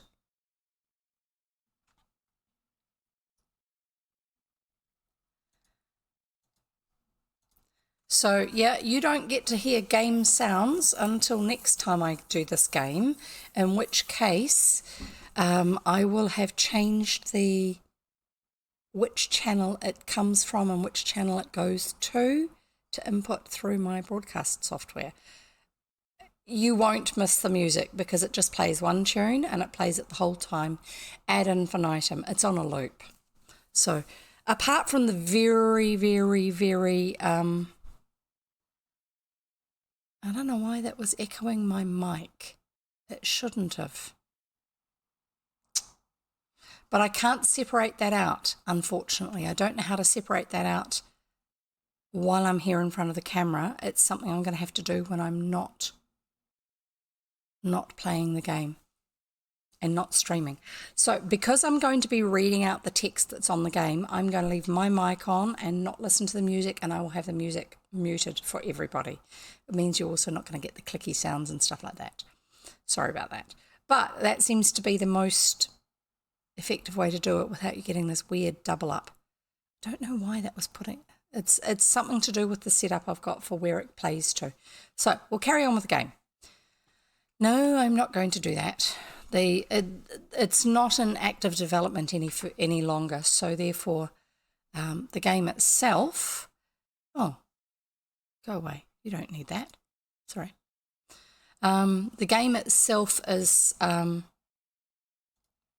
are a couple of things where in the past you would have been able to add in some DLCs, which technically are still available, but they're not actually working. So I'm new to the game. I started playing it last night. So there you go. And okay, this is the current things that are going on. Right. Stevie is not going to turn up for me to be able to introduce myself to, just because that's one of the DLCs. Basically, all we do is we just go around shaking plants and watering, shaking trees, watering trees, picking up fruit. Come on, come over here, pick it up. And planting and harvesting stuff and doing little wee commissions for people. And if you're not interested in watching, that's okay. I don't mind. I wait eagerly to find out what wonderful puns exist around the moose vampire chef. Yeah, that's going to be intriguing to find out what's going to happen. I don't know if any of you have played this before at all. It's I did think about doing Animal Crossing, but it just seems there's so many people play it, and there's so many choices of people you can follow who are playing it, and I just wanted something that was a little bit different. And so I had this one on my Steam wish list, which is why I've got it now. It came up cheaper than normal, which is the only time I ever buy things on Steam. And here we go. And yeah, somebody wants to talk to me. They probably, hang on, this one is harvestable. Yay. If you do play this, if you're new to playing it, make sure that you have come every now and then it gets a little bit hard to get someone to move. I'm doing this with the mouse, by the way. Come on. Come. No, go the other way. Go. Okay, we'll go that way then. Normally we can walk through the plants. I'm going to go and see what she's going to say. See, walk right through the garden. Just because... Right, what do you want to talk about? The quest. Please, all I need is 2 artichokes so Gustav can bake me a pizza. Okay. So that's what she's asking me to do. That one is Amelia. In case you're wondering, I forgot to read that out. Sorry. As I said, I don't usually do. Those are artichokes there in that garden. So we're now going to go and find. Hang on, updated. So Victoria, who's the one who welcomed us to the island, has asked for these fruits. I don't have enough money to. I may have enough money to buy a pear, but I would rather plant a pear and grow a pear tree and meet her quest slightly longer, because then I can keep getting pears from them once I've got them. So I'm not actually going to do that one yet. This one is the one I really want to do. It's got a puzzle piece as one of the rewards. And I need 9 puzzle pieces to be able to go to another part of the game. So Maddie's saying you might like a game on the computer called Bun House. I love that game. Bun House is a cute, simple, bunny-filled game focused on growing plants and managing a greenhouse with fellow buns. That sounds really cool. I will have to look for that one. So we're going to go over here because the pirate usually hangs out over here. And we don't actually need to talk to him, but let's go and talk to him anyway. Hello, how are you? Francis is the pirate. What do you want to talk about? No, I don't need to talk about the quest because he will just remind me that I'm doing it. So we're going to chit-chat. My apologies, deckhand. I shan't tell you any tales today. In other words, he doesn't really want to chat. This morning was no different from other mornings. No Olga still. Obviously a shipmate that he wanted to be back with him. My mermaid wife could be back from her family visit any day, yet I know better than to wait by the port light. It's been many a day already, deckhand. But today I don't feel like being happy, in spite of the happiness I could have. I should be reading this as a pirate, shouldn't I? But today I don't feel like being happy in spite of the happiness I could have. I just feel sad. But there'll be tomorrow. Oh, Francis'll be better then. Come back tomorrow, deckhand. Oh, Oh, yeah, and when a tree's got a tick on it, so the pine tree is the same as when you do it with the fruit trees. And then you go up to it and wait for the hand, you shake the tree, the pine cone or whatever fruit it is falls off, you pick it up. But also you want to water the tree because then it will fruit again. And you can sell pine cones and fruit and all that sort of stuff. But you can also meet the different game quests. What have we got here? Yeah, we've got those purple vegetable things. 8 hours and 10 minutes. So the carrot's going to be a while yet. He wants them because the colour is needed in something he's producing. But it will mean that I can actually get my other puzzle piece. So I'm pretty sure one of these others, no, not Victoria. Yes. So Amelia also has a puzzle piece because I have 7 and I need 9. One of or 8 and I need 9. I'll show you in a minute. So we've got the artichokes are over in the other garden. So it took me 9 puzzle pieces to be able to get all of this space over here. See that little bug there? If I get my net out and don't run too fast after it, come on, walk. Sometimes you just have to point slightly differently, but don't walk too fast because the bug will run away. There. And we caught it. Species is a ground beetle, and I'm not going to read all the rest of the details. Those are other things that you can save and gift to the museum when we get the museum. But we haven't got the museum yet because I'll show you here. If we look at this, there's me on the screen in the middle there where it says you. I'm pointing to the screen, but you can't see that. So the bridge that we crossed over is this one down here. I wish I could make my mouse bigger, but I can't. That bridge there was locked and I needed 9 puzzle pieces to unlock. So this area here, Francis Shack, he's got a quest. It shows us where Francis is. Eastern Arch and Southern Arch, other ones we're going to unlock. Stevie is this character we can't meet because we can't get the DLC. Apparently there is a hack for that, but I'm not going to do it just yet. Lighthouse Arch, obviously there's going to be a lighthouse, we haven't got it yet. Amelia's house, it's a tree, which has got a crashed plane in it. So that's all the newer part for me. And then over here, this is the main part that you start on. And this is the accommodation you originally have, is this tent, this orangey yellow tent here. And later on, when you save up enough coins, you can expand that into a house. Yes, we have furniture outside because we had to do that to level up.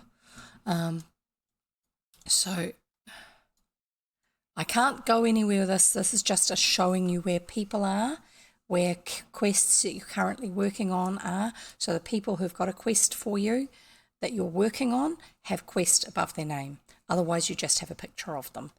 And this is the other bridge, North Bridge. Up here is the one that I'm working on unlocking so that we can get to the museum. See that? The museum. I have a whole lot of fish, shells, and bugs, which I can donate to the museum. And all of those will get me different progress things. And also there's more bananas. I didn't have to buy a banana, but I bought a banana because I needed it for a quest. So I planted the banana and I raised the banana into a banana palm. And then I actually was able to redeem it for the quest fulfillment. Just took a little bit longer, but it's worth it. Right. Come on. Yeah, so because I'm playing with a mouse, not a controller, it's click and hold with your mouse to go where you want to go. These are weeds and you pull them up when you get close enough, like this. And you get points for all of them every time you do that. And we can find out how many puzzle pieces we've currently got by clicking on the sign. Here we go. And it says upgrade this structure by solving this puzzle. Pieces collected, 8. And I need 9.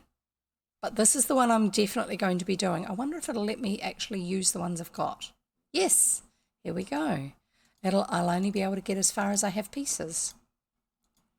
And I can't do the last one until I get it. And no, I'm not going to buy one for 2,500 coin because I've only got 2,800 coin.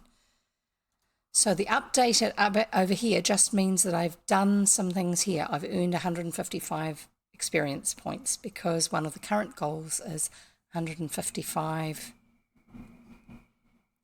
I haven't earned 155. I need to earn 155. I've earned 20. That's what it is. This is also where you'll find out what you've currently got in hand. This is the stuff that I'm carrying. If you want to see what you have in storage, you go to your house, you go to the shop, you go to the town hall, which is where the post office is. All of those places have a little cabinet, chest of drawers things that you click on the magnifying glass, and it'll show you what you have in storage, and you can swap them around. Same as what you're doing if you're doing Animal Crossing, obviously.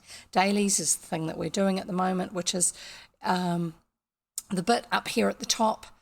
You're working towards getting all of these things here once you have achieved all these other bits along the way. You can change your outfit, but most of the stuff there you have to pay for. Catalogue is where you buy things. You start off the game with a certain amount of money. You spend it very, very quickly without meaning to. But this is where you get your... So that's in general, that's everything. All in together. Too confusing. Yes, there's Halloween stuff, but I don't have the money at the moment. So there are some things which are VIP. This section doesn't have them. Let's see if I can find VIP stuff. Oh, they've got budget lists as well. Great. So if I go over to chairs, see down here the barber chair is a VIP item. If I go like this, it's going to tell me I have to become a VIP. In other words, pay to be able to purchase stuff. It's paying a fee to the game makers. So that's that section. Settings, music on, music off. So yeah, I could have turned those off there, but it was the mic that was doing the echo, so that wasn't going to help. I will try and get that sorted out before next time. I do hope to play a little bit more of this. And achievements is the Steam achievement section, which to get out of that, you just hit the escape button, which I'm not really worried about when I'm in the middle of a game. So the game looks very cute, very Animal Crossing-like, but with the goals up front, it seems. Yes, I like that. There's another bug. Oh, net. And he's close enough. There you go. You caught a black ant. Continue. So, and then I put that away by opening this up, dragging it along and exiting. So if you are playing with a console or a controller, because it's available in lots of different formats, or on a mobile device, there will be different ways of doing things. How long did we have on the artichokes? 5 minutes and 46 seconds. So yes, I will be able to do that today in the game. So let's have a little bit of an explore. Let's go and do some housekeeping around the island. So for a start, if we get the spade or shovel or whatever you want to call it, that means that icon there means that I really wish my mouse was nice and big and bright. That icon there means that I can dig the dirt there to plant something, or I can pat it back. So here you go. There you go, I've dug it. Now I can either plant a banana tree there, or if I turn around and face it, I can dig it again, which just closes it up. Yay, because I did do a bit of digging that I hadn't intended to when I first started. So now we use the spade, of all things, to, might as well plant a banana palm. We use the spade to dig up a stump. I would have thought it was going to be an axe, but it's not, it's a spade. And I'm still online, and someone has just arrived and is talking to me. So then what we do is we come over here and we will find this purple tree. The colours at the moment are really weird because they're Halloween colours. Did you know that purple is a Halloween colour? Did you know that bright green water is a Halloween colour? I didn't know that. Probably because I don't really do Halloween here in New Zealand. I don't, personally. Right, so we're watering the tree and it's an apple tree, hence the big blocky red apple. And we have just picked up an apple. So let's have a look at what's in our inventory. I have, this here is Nautical Stripes decoration wallpaper, and I don't know why I'm carrying that around the island. Honestly, I should see if I have enough storage to put it in. I have 3 bananas, 4 apples, a yellow cone shell, a brown cone shell, a pink ribbed drill shell, a red lionfish, a red ant, a walking crab, some fish food, which is meant to make my fishing easier, some fence sections, a corner fence section, a pine cone, which is used for making new pine trees, my ground beetle, and my black ant. So I can drop it, so it just wanders off. I'm guessing I can do that with other things like the shells, yes, according to this. But I don't actually want to drop it. What I want to do is see if I have enough storage space. And I know this is super boring if you're used to me chatting about specifics about history and books and travel and when I were a lad and all this sort of stuff. Right. Storage. I have one slot available. Oh, hang on. I can actually bring him out because I've got another crab. And let's put this into storage. It's very similar to the Animal Crossing one, but I find this, I haven't played Animal Crossing, but I've watched it. Looking at the layout here for the storage and the inventory, I find it much more intuitive. Now, I've only got this one section, as you can see. I can't expand to the left or the right here. Obviously, at some stage, I'll be able to expand that. So storage, I have one slot spare. As you can see, I've got different sorts of, and when you click on them here, you can't actually find out what they are. You have to do that when they're actually in your inventory and you're looking at the bag up the top, the bag that's up there. Right, so I don't need anything from there because I can't go across to that other island yet. We'll get there. Let's see what he's got to say to us. Wee one. This is Angus. He's a bit grumpy all the time. You don't happen to collect Thunder Island Angus. Angus sounds Scottish. A wee the new. You don't happen to collect Thunder Island Highland Games collectible cards? What? What? Have you no manners? I'm going to ignore the accent because I can't do that one. Have you no manners? Well, I do collect Thunder Island Highland Games collectible game cards, and I am a number of cards short. I thought perhaps this person will trade some with me. My vast collection still has to make do without Grampus McGrowl, the best banana wrangler ever. And I also don't have Jim Crushin' James McRush, destroyer of wooden logs. His card is a regular eyesore, but still, an incomplete collection really is no collection at all.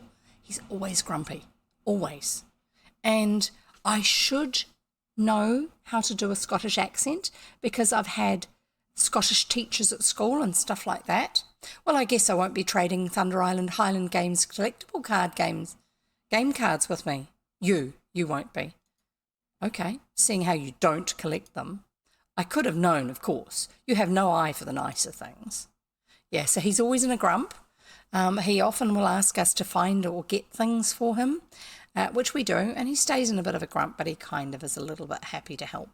I don't think he knows how to be anything but a grump. So past shelf date saying cone shell, from what Katie Golden warned on her Creature Feature podcast, and I'm going to let the Burma Shave carry on. We really need to keep away from cone shells that still have cone snails living in them. Yes, cone snails are very dangerous. They have in them, they have a bit that pokes out and puts a toxin into people and creatures, sea creatures. That's their way, extremely venomous. Yes, extremely venomous. And I knew about that from a kid's book, I think, that I read. I'm not sure. I think that's what it was. Yay! Artichoke. Yay! Artichoke. Now come closer. Come. Okay, there. It's really weird sometimes getting it to move. I'm pretty sure it's because it's ported to PC. It's not originally PC. And that now means we have finished one of our quests. And we've also leveled up.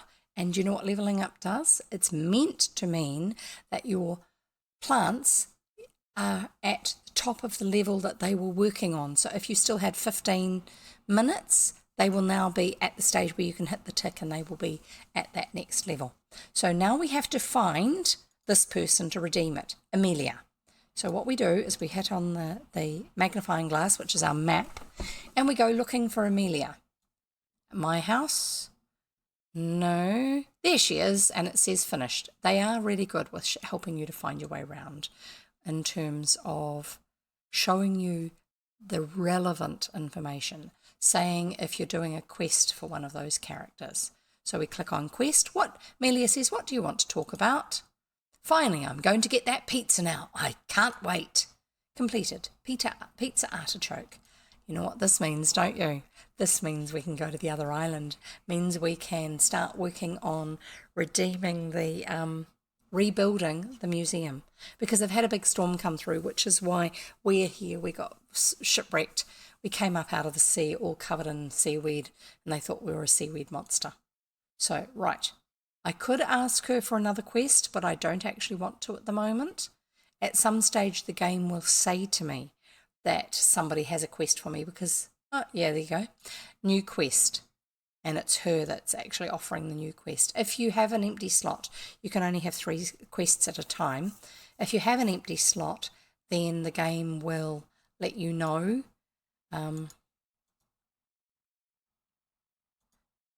Now, this is the thing to watch out for. When I first clicked those, it showed me my silo. I could have clicked on it and harvested those plants then, but they're not worth very much because they're only little tiny plants. Now that I've clicked away, you can see a water bubble, a water drip, which means I actually need to water them. And these plants, see that's the silo symbol on the left, and on the right is the watering can. So I can now choose whether I click on one or the other. And at the beginning of the game, I did a lot of, because I didn't realize if you clicked away and then back on the plant, you would actually see that it still needed watering, and you could have got more money for the plant instead of harvesting it when it was too small. Just means it's got to grow a little bit longer. And no, I'm not going to go through and try and find out what the comparison is of how long it takes and how many you could have grown from scratch and all that sort of stuff. I don't need that. It's just a game. I'm having fun playing in the game. I often will put away tools when I'm walking around, because otherwise if you walk past something and you click near it with your tool, if there's an action that you can do, I will accidentally do the action. Like I also did that with harvesting at one stage. No, not harvesting, digging something up. I didn't mean to dig up. I can't remember what it was. Doesn't matter. So now it's telling us that this is updated. Why is it telling it? Probably because I collected yet another apple. Even though she only wants 1 apple, 1 banana and 1 pear, that's probably what it's doing. And I think, I'm not sure, no, there's banana trees on the other island. The upper level of that island we've just come off, I think maybe where the pear trees are. But I need to get enough money to be able to, got to go to the sign to do it. Go to the sign, puzzle piece, and yes, continue. And now we have to wait 57 seconds. The other one was a lot longer, the other bridge. There's no indication of which one you need to do first, but I went for the one that I had 2 quests that you require something on the Western Island, and only 1 quest that was going to need something on the Northern Island. So that's why I made the choice at the time I did for which one of the 2. Ever had an artichoke pizza? I have, I'm going to say kind of. Not as the main flavouring. We used to make our own pizzas. We've got a bread machine, and I've come up with a really easy pizza dough. It's the same dough that we use for our normal bread, white bread, but we put extra oil in it because that's the main difference between the pizza dough recipe that our bread machine had and the pizza dough was a lot smaller. So we put extra oil in it, so it's 5 tablespoons of oil instead of 1. And it gives us much more dough, spread it all out, and we make our pizzas the way we normally do, which we have a few extra quirks too, but we've got some nice Italian salami, we've got sun-dried tomatoes, char-grilled capsicum, mozzarella cheese, parmesan cheese, regular New Zealand regular New Zealand cheddar cheeses of various sorts, all that sort of thing. And then we have things like one of the family members will fry up these are banana palm stumps, by the way. We'll fry up some chicken. Oh, let's do this. You guys don't know what happens here. So this is a rock, and we are going to hit it with a pickaxe. 2 almighty swings. And then we're going to water the, this is probably a banana palm. Let's put that away. So one of the ingredients that we sometimes put on is artichoke hearts. They're ones where we buy them in a can or a jar, and they're quartered and they're in brine or something like that, and then we'll cut them up a little bit and spread them out, but they just add an extra bit of flavour to it. Come on, you're meant to read that. Build Harold's Museum, 900. 900, everything else is like 10,000. We're building the museum. Sorry. So yeah, an artichoke pizza. Artichoke on a pizza, when it's those sort of Italianate flavours, is really yum. Yeah, love that you learned cone snail danger from a children's book. Absolutely. It was a some sort of kids abandoned on some island somewhere, and they were, that's what it was. There were these kids that were shipwrecked somewhere. I don't know how they got off. One of them found, when they were free diving, snorkeling type thing, a cone shell. And somebody else realised what it was and pulled the other one away from it because it was live under the water, and said, don't touch that, because they'd known of somebody who had been stung by one, or jabbed by one, and got very, very ill or died or something like this, or heard about it. And so they didn't, but they managed to retrieve it without touching it, and then buried it in this dry sand up on the beach or something, so that it would... Yeah, Jonathan, hi. I'm just doing the last few minutes because I finished the chapter. I won't be carrying on for too much longer, though. Sorry. I'm just talking about the cone shell, which we've retrieved before, we're looking at before. So all the decorations here are Halloween at the moment. Yeah, we can go slightly closer and have a look. But I find it really hard to actually see where I'm going and what I'm doing if I'm up too close all the time. So these kids... basically got rid of the critter that lived inside it without touching it by leaving it soaking somewhere. We're going to talk to him in a moment. This will help us with some other things we need to do. And probably with STEAM achievements, actually. And then because they knew they were going to eventually get rescued, and the particular type of shell was very, very valuable, although there were lots of this critter around, I think. That's why there wasn't a problem with them dealing with the creature inside. Instead of, they were not risking the local wildlife, basically. Harold, tally-ho, I'm Harold. I'm 76 years old and still going strong. In my youth, I was an adventurer, just like you. I raided tombs and hunted for ancient treasure. These days I'm too old for all that jazz. Now I just look after my collection of treasures. I love collecting things, paintings, artifacts, and all other collectibles. I'm currently looking for new additions to our critter collection. If you catch any bugs or fish, bring them to me. It was a pleasure speaking to you, young master. There you go. Time to go. Thank you for company. Thank you for being here, Maddie. Great to finally have you able to be here and be part of what was going on. And thank you so much for the subs. And have a great evening. Bye. Right. Let's see what we can do here. What have we got? It's going to tell us about the exhibits, maybe? No, it hasn't. He lives here. Look, there's his bedroom. But I bet if I click on this, yep, it's my storage, so I can bring things to him here. Bugs and fish, didn't he say? So, what else? Let's switch. Open space place. So, what do I need to give him?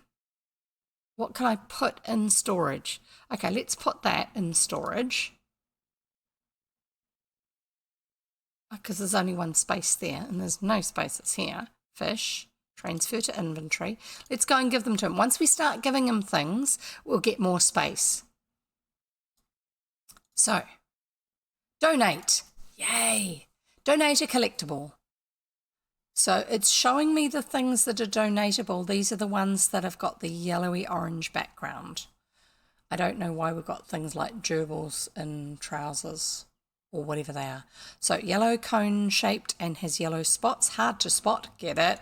My young master, that's really generous of you, says Harold.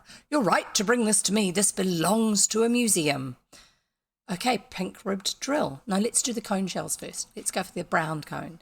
This shell is cone-shaped and has brown spots. We don't know why it has brown spots, and frankly, we don't want to know.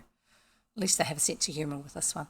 Harold, why, young master, that's really generous of you. You're right to bring this to me. This belongs in it. Okay, we're going to get the same statement every time, I think.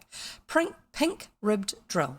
What a pretty, bright pink shell. If you hold this one to your ear, you can hear the sound of the ocean. Yeah, I'm not going to bother reading Harold's thing every time. It's the same.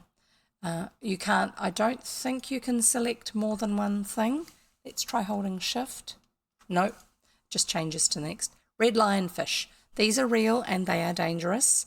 The large venomous spines on its back resemble the manes of a lion, hence its name. And yes, they are dangerous. If you are diving, scorpionfish, stonefish and lionfish, all dangerous. Walking crab. Red walking crabs walk sideways because it's easier to crawl into holes that way, but it's also because it's so much fun.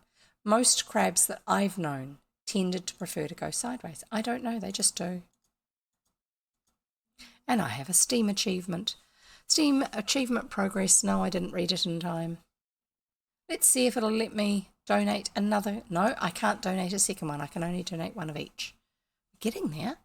And that is a Picasso triggerfish. Oh, I would guess that these are all largely real critters, but in a cartoonized style.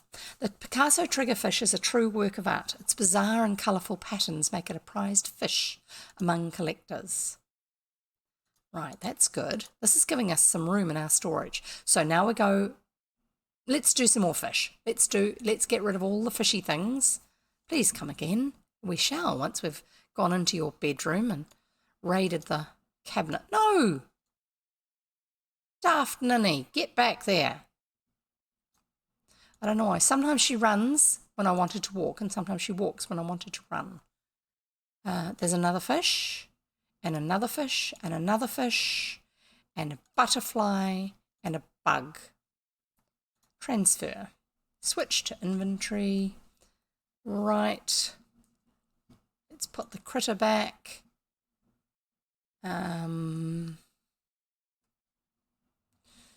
So the crabs I can sell at the shop and the other things like that. Okay, that'll do. Transfer to storage. Now we come back around the corner and surprise them with some more donations. Yay! Donate. So now we have the fish, pink tail triggerfish. So it's related to the other one, which was a Picasso triggerfish, wasn't it? Similar shape. Very inquisitive and like to explore the seas. Their curiosity often draws them towards divers, which is probably why there are photos of them somewhere. Pufferfish, yellow pufferfish. Don't let these tiny little fish fool you. They can blow themselves up like a big beach ball. Yes. Now, I don't know if you've ever seen one in real life, but they do. They can look like a normal fish, little, about this big, looking front on, and then they get a fright and they go like this big balloon. And it takes them ages to get over it. Right, bugs. No, one more. Trumpet fish. These wonderful fish pretend to be floating sticks by drifting motionlessly. Their snouts look like trumpets. Yes, they do actually. A lot of creatures in real life are named for things that look. Something is bugging me. Achievement progress, 10 of 15. That's what it was. We're making progress on donating a certain number of things on STEAM achievements. Yeah, I'm not reading about all the different ants and stuff. Common crawler looks familiar. Watch your step. Thankfully, we can click quickly through their text. They will be talking, and while it's still scrolling, if you click the arrow, it will complete all of what they say. Not all games do that, especially adventure, point and click adventure games. A lot of them, you've just got to sit there and wait. And it's so frustrating. But let's do another bug. Dotted beetle. These beetles occasionally do a little polka. Polka dot. Why, young master, that's really generous of you. He's so excited. He didn't do that before, did he? You're right. Okay. I'm sure he wasn't dancing around like that before. Birdwing butterfly. The birdwing butterfly is exceptionally beautiful with its bright green and yellow colours. A collector's delight. Oh, no, he did. I just hadn't been looking. I don't think I've got anything more to give at the moment. Let's see if there's anything we can actually find out about. Because they give you a... No. Oh, what's in here?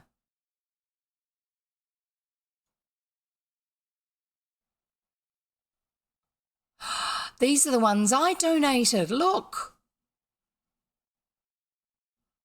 Did you see that? So not that, that's coral.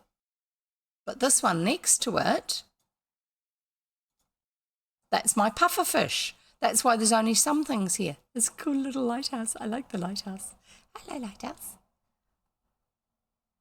And there's the trumpet fish. These are bulrushes like we have next to the pirate's house. Yeah, those are the ones I donated. Very cool. And I bet you get an achievement when you get all of those displays full. Another achievement. Cool. So there's another one of these places where it's got a dark entry like that doesn't ever light up. Oh, this one's for shells, I bet. I bet it's fish, shells, and insects. There you go. There's the cone shells. Very cool. So we don't have a lighthouse in this one. We have a flagpole with a life ring on it. So what are they going to do for the styling on the insects section? What do you reckon? Yes, insects. Yay! Oh, I nearly sounded like Chewbacca then. With the sound at the end of it. No, nothing exciting in here. I liked all the stuff that they had on display in the other ones. Big butterfly. It's huge. Obviously not real size. Very cool. I liked the fact that those other places had really leaves. Yes. But they didn't do anything that was quite as extensively different. So you've got the leaf wallpaper, which is cool, and then you've got pot plants, and then you've got other pot plants. That one looks like snake plant or mother-in-law's tongue. These look a little bit like Monsterosa, don't they? And there's rocks, which I'm not going to get my pickaxe out for because it won't let me, which is good. Can I add decorations? That's a good question.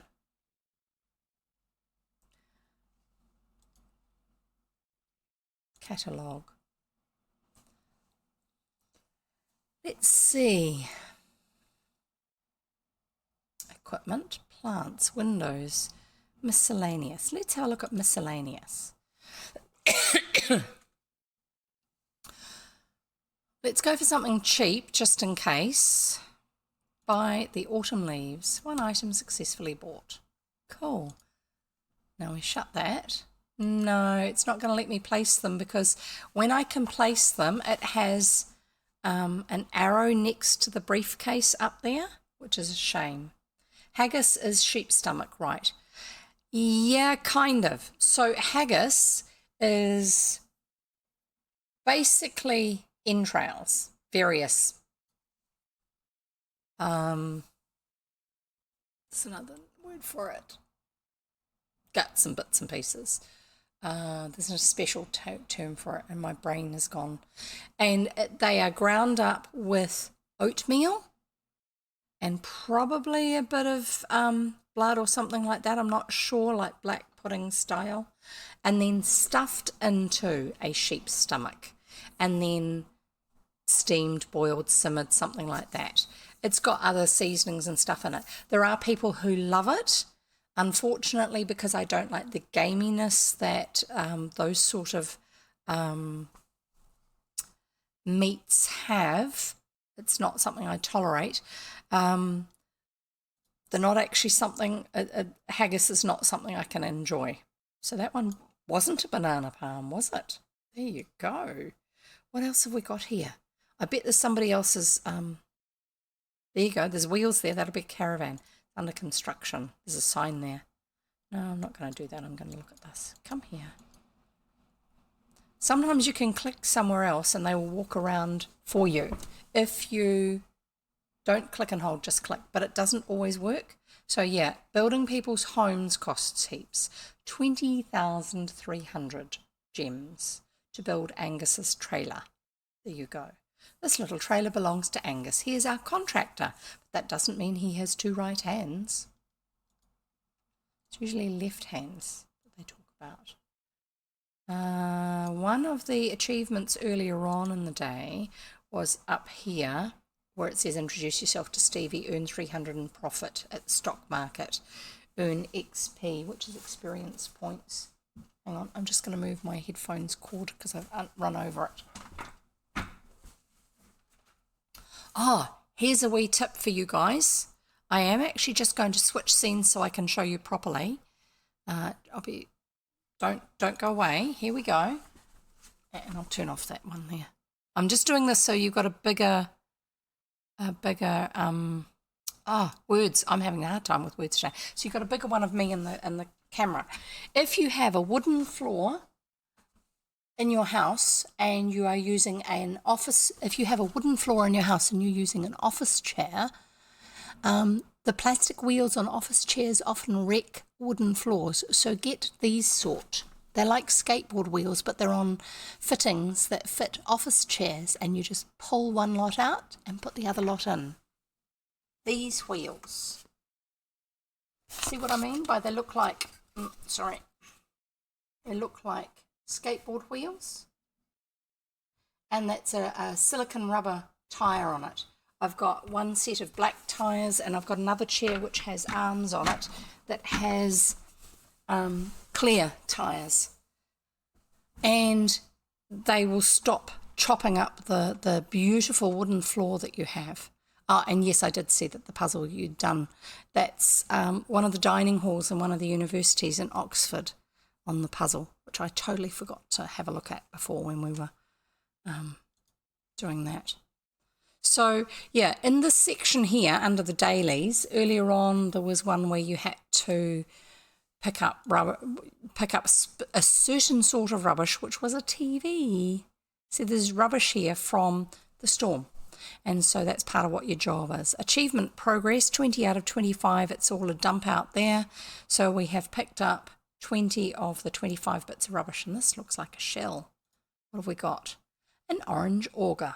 Oh, another shell. Yay. The puzzle did look nice. It really did.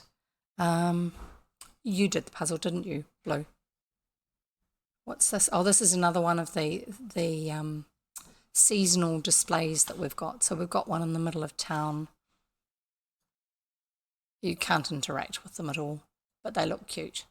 So we're on this island. Let's have a look at the extent of the island. We've got plants that are going to grow if we water them. We've got weeds we can pull up. Come on. Yeah, weeds we can pull up. And they will not be purple when when it's not Halloween. They'll be back to normal, and the water will be a normal colour. When I actually first installed the game yesterday and opened it, it was all normal colours until the first time I exited. And here's a banana skin, which, go back there, which you can sell for a few coins. Not many, but a few. So there's nothing else over there. There's the museum. We shall stop in and give them our new shell. Come on, hurry up. Some of them take a long time to open for some reason. I don't know why. Donate. And we are donating the orange auger. Pay attention when you are looking for this shell because it's almost the same colour as the beach, which makes it sound like, yay, we achieved that one. Something is bugging me. we achieved it. It was 25 out of 25 things to donate, I think.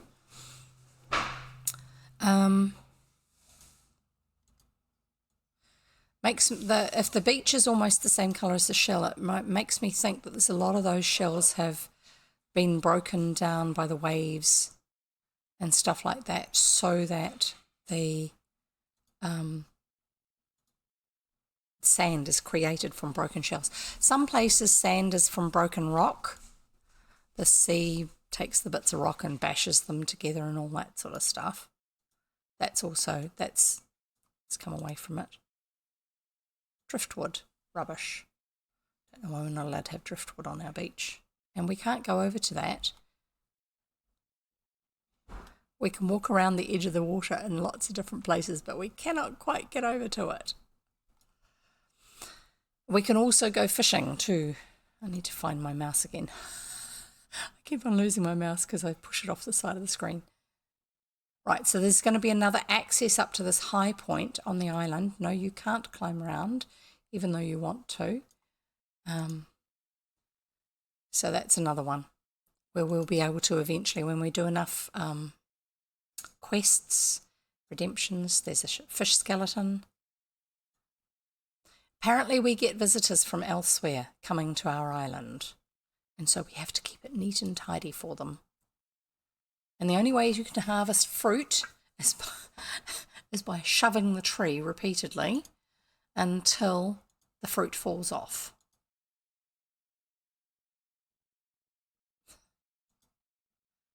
No, come back. So I'm going to finish very, very soon. I'm just going to come back over here and see if there's anything I needed to harvest that was on its way. There's a butterfly that we could have caught, but if you chase bugs, they will sit. There's the other ornamental thing for Halloween. This little bit here.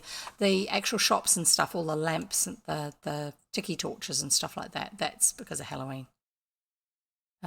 So let's go and have a look at our silo. Yes, I'm going around in circles. Our silo, if we click on the sign, the only way you can actually do anything with your silo, I have upgraded it. So it's fairly full. So I can sell a whole lot of stuff. And you get quite good prices if you do it this way, I think. If it's in the silo, you can't actually use it for, I think. I don't know. Actually, I don't know. Hang on. See, this is the arrow I was talking about with having stuff up there that you could get to. Fruit and veg. Inventory. Inventory is what I want. No, it's not what I want. I don't know. Just ignore that. I don't really know what I'm talking about. Yeah, this is what I'm currently carrying. So I can't actually plant anything from there. So if I do all this, I can sell them and make some more money. And later on, we'll be able to get some other fruit trees, which the fruit on them is worth a hang of a lot more than this fruit is, that we've currently got access to. So now our finances are up to 6,180. So that's good. Very cool game, great colours. Yeah, the colours are very definitely a little bit different to what they normally are. Normally they look a little bit more typical, I suppose. Not quite such a bluey green for the grass, not quite such a purple for the paths, but they've done it this colour for Halloween. So that's one of our gardens. We've got this garden here that we can, this one over here that we can plant things in. I've got 2 bits raked. Actually, if I should just do that before it gets 5:30. If I get this is how you do it, you rake. This is how to prepare your garden soil for planting.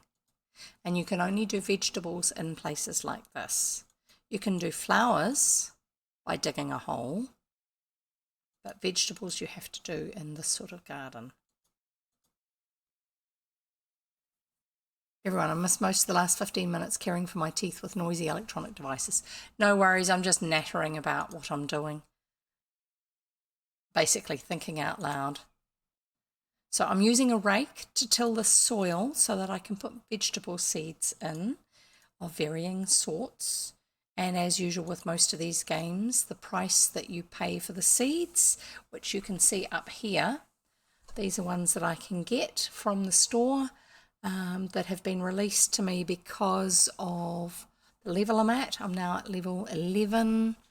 It's now time for me to go to sleep and hopefully get on my way to getting well. Yes, please do. Look after yourself. Lots of water, lemon ginger tea with honey if you can, if it doesn't cause any problems for you. Anything else like that. If you've got phlegm building up, those will help. But if you're actually, the rest of you are starting to feel okay, but you've got phlegm sitting in your throat, if you are not vegan, then gelatin helps. So jelly-based sweets can help with actually getting your body to release any phlegm that's sitting in your throat and also in your lungs. I just had an issue with it one time years ago. So just back to these, basically how long something takes is usually dependent on, let's do this, because there's no point in having a rake in our hand. How much money you get for them when you sell them, and also how much you have to fiddle around with them before you actually sell them. And I'm sure somebody's done a spreadsheet for it.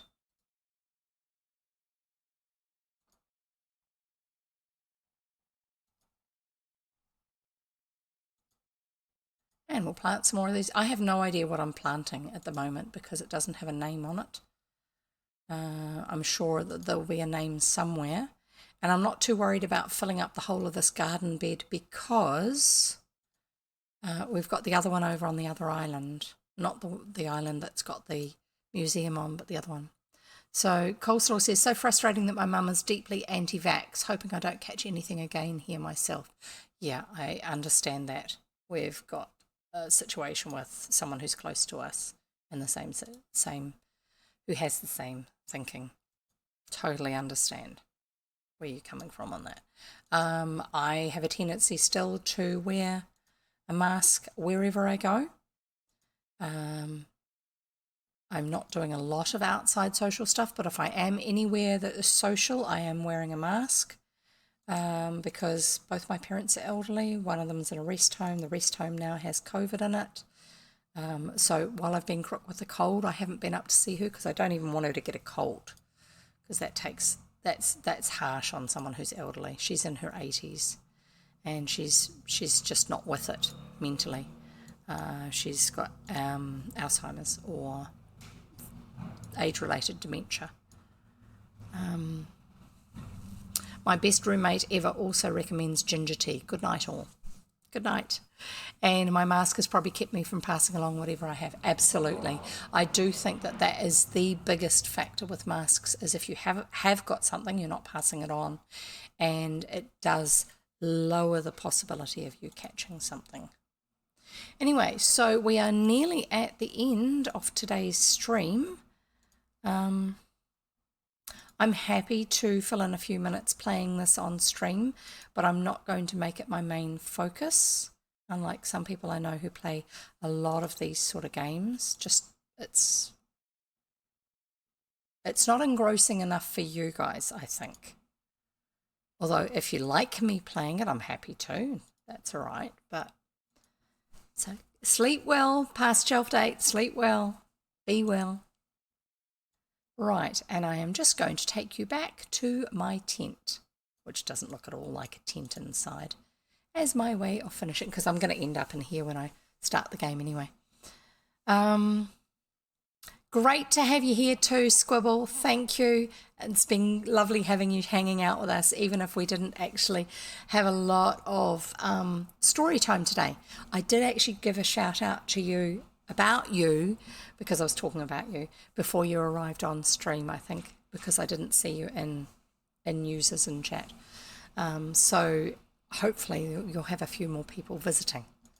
That would be cool. And I'm just going to conclude the actual game itself. So to how you exit the game is you hit that button and you hit quit down here. That's it. We're out of the game. I'll come back over to my other window, which is, here we go, back to our normal screen, and I shall put this over here so I'm looking in the right place again. I just had it over on the other monitor so that I could be, when I was looking at the game, I was looking more towards you rather than sideways. You're most welcome. I love telling people about all the different stuff that people I know do and how cool and awesome it is and all that sort of stuff. Just having another look at this puzzle. No, put it down. Thank you.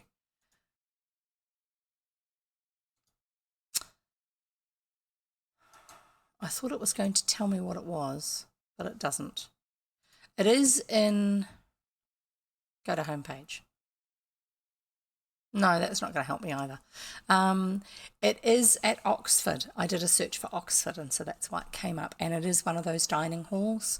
And yes, they do actually use them like you see in the movies, although there are a lot of colleges that are not quite so formal and don't have quite so much traditional stuff. Like if you've been watching Morse or Endeavour or what's it like, Lewis.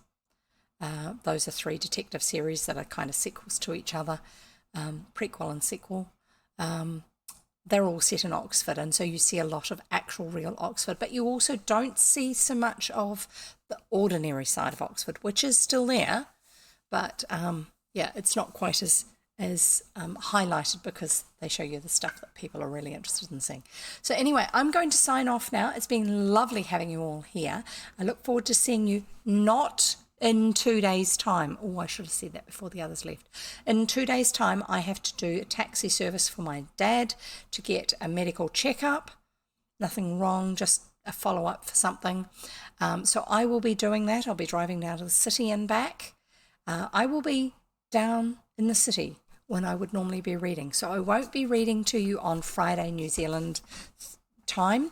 I will be busy. I will see you again on Monday though, and I'm hoping to do, because I'm not going to do a specific book at the moment, all of next week we've got three days I'll be streaming unless something else happens.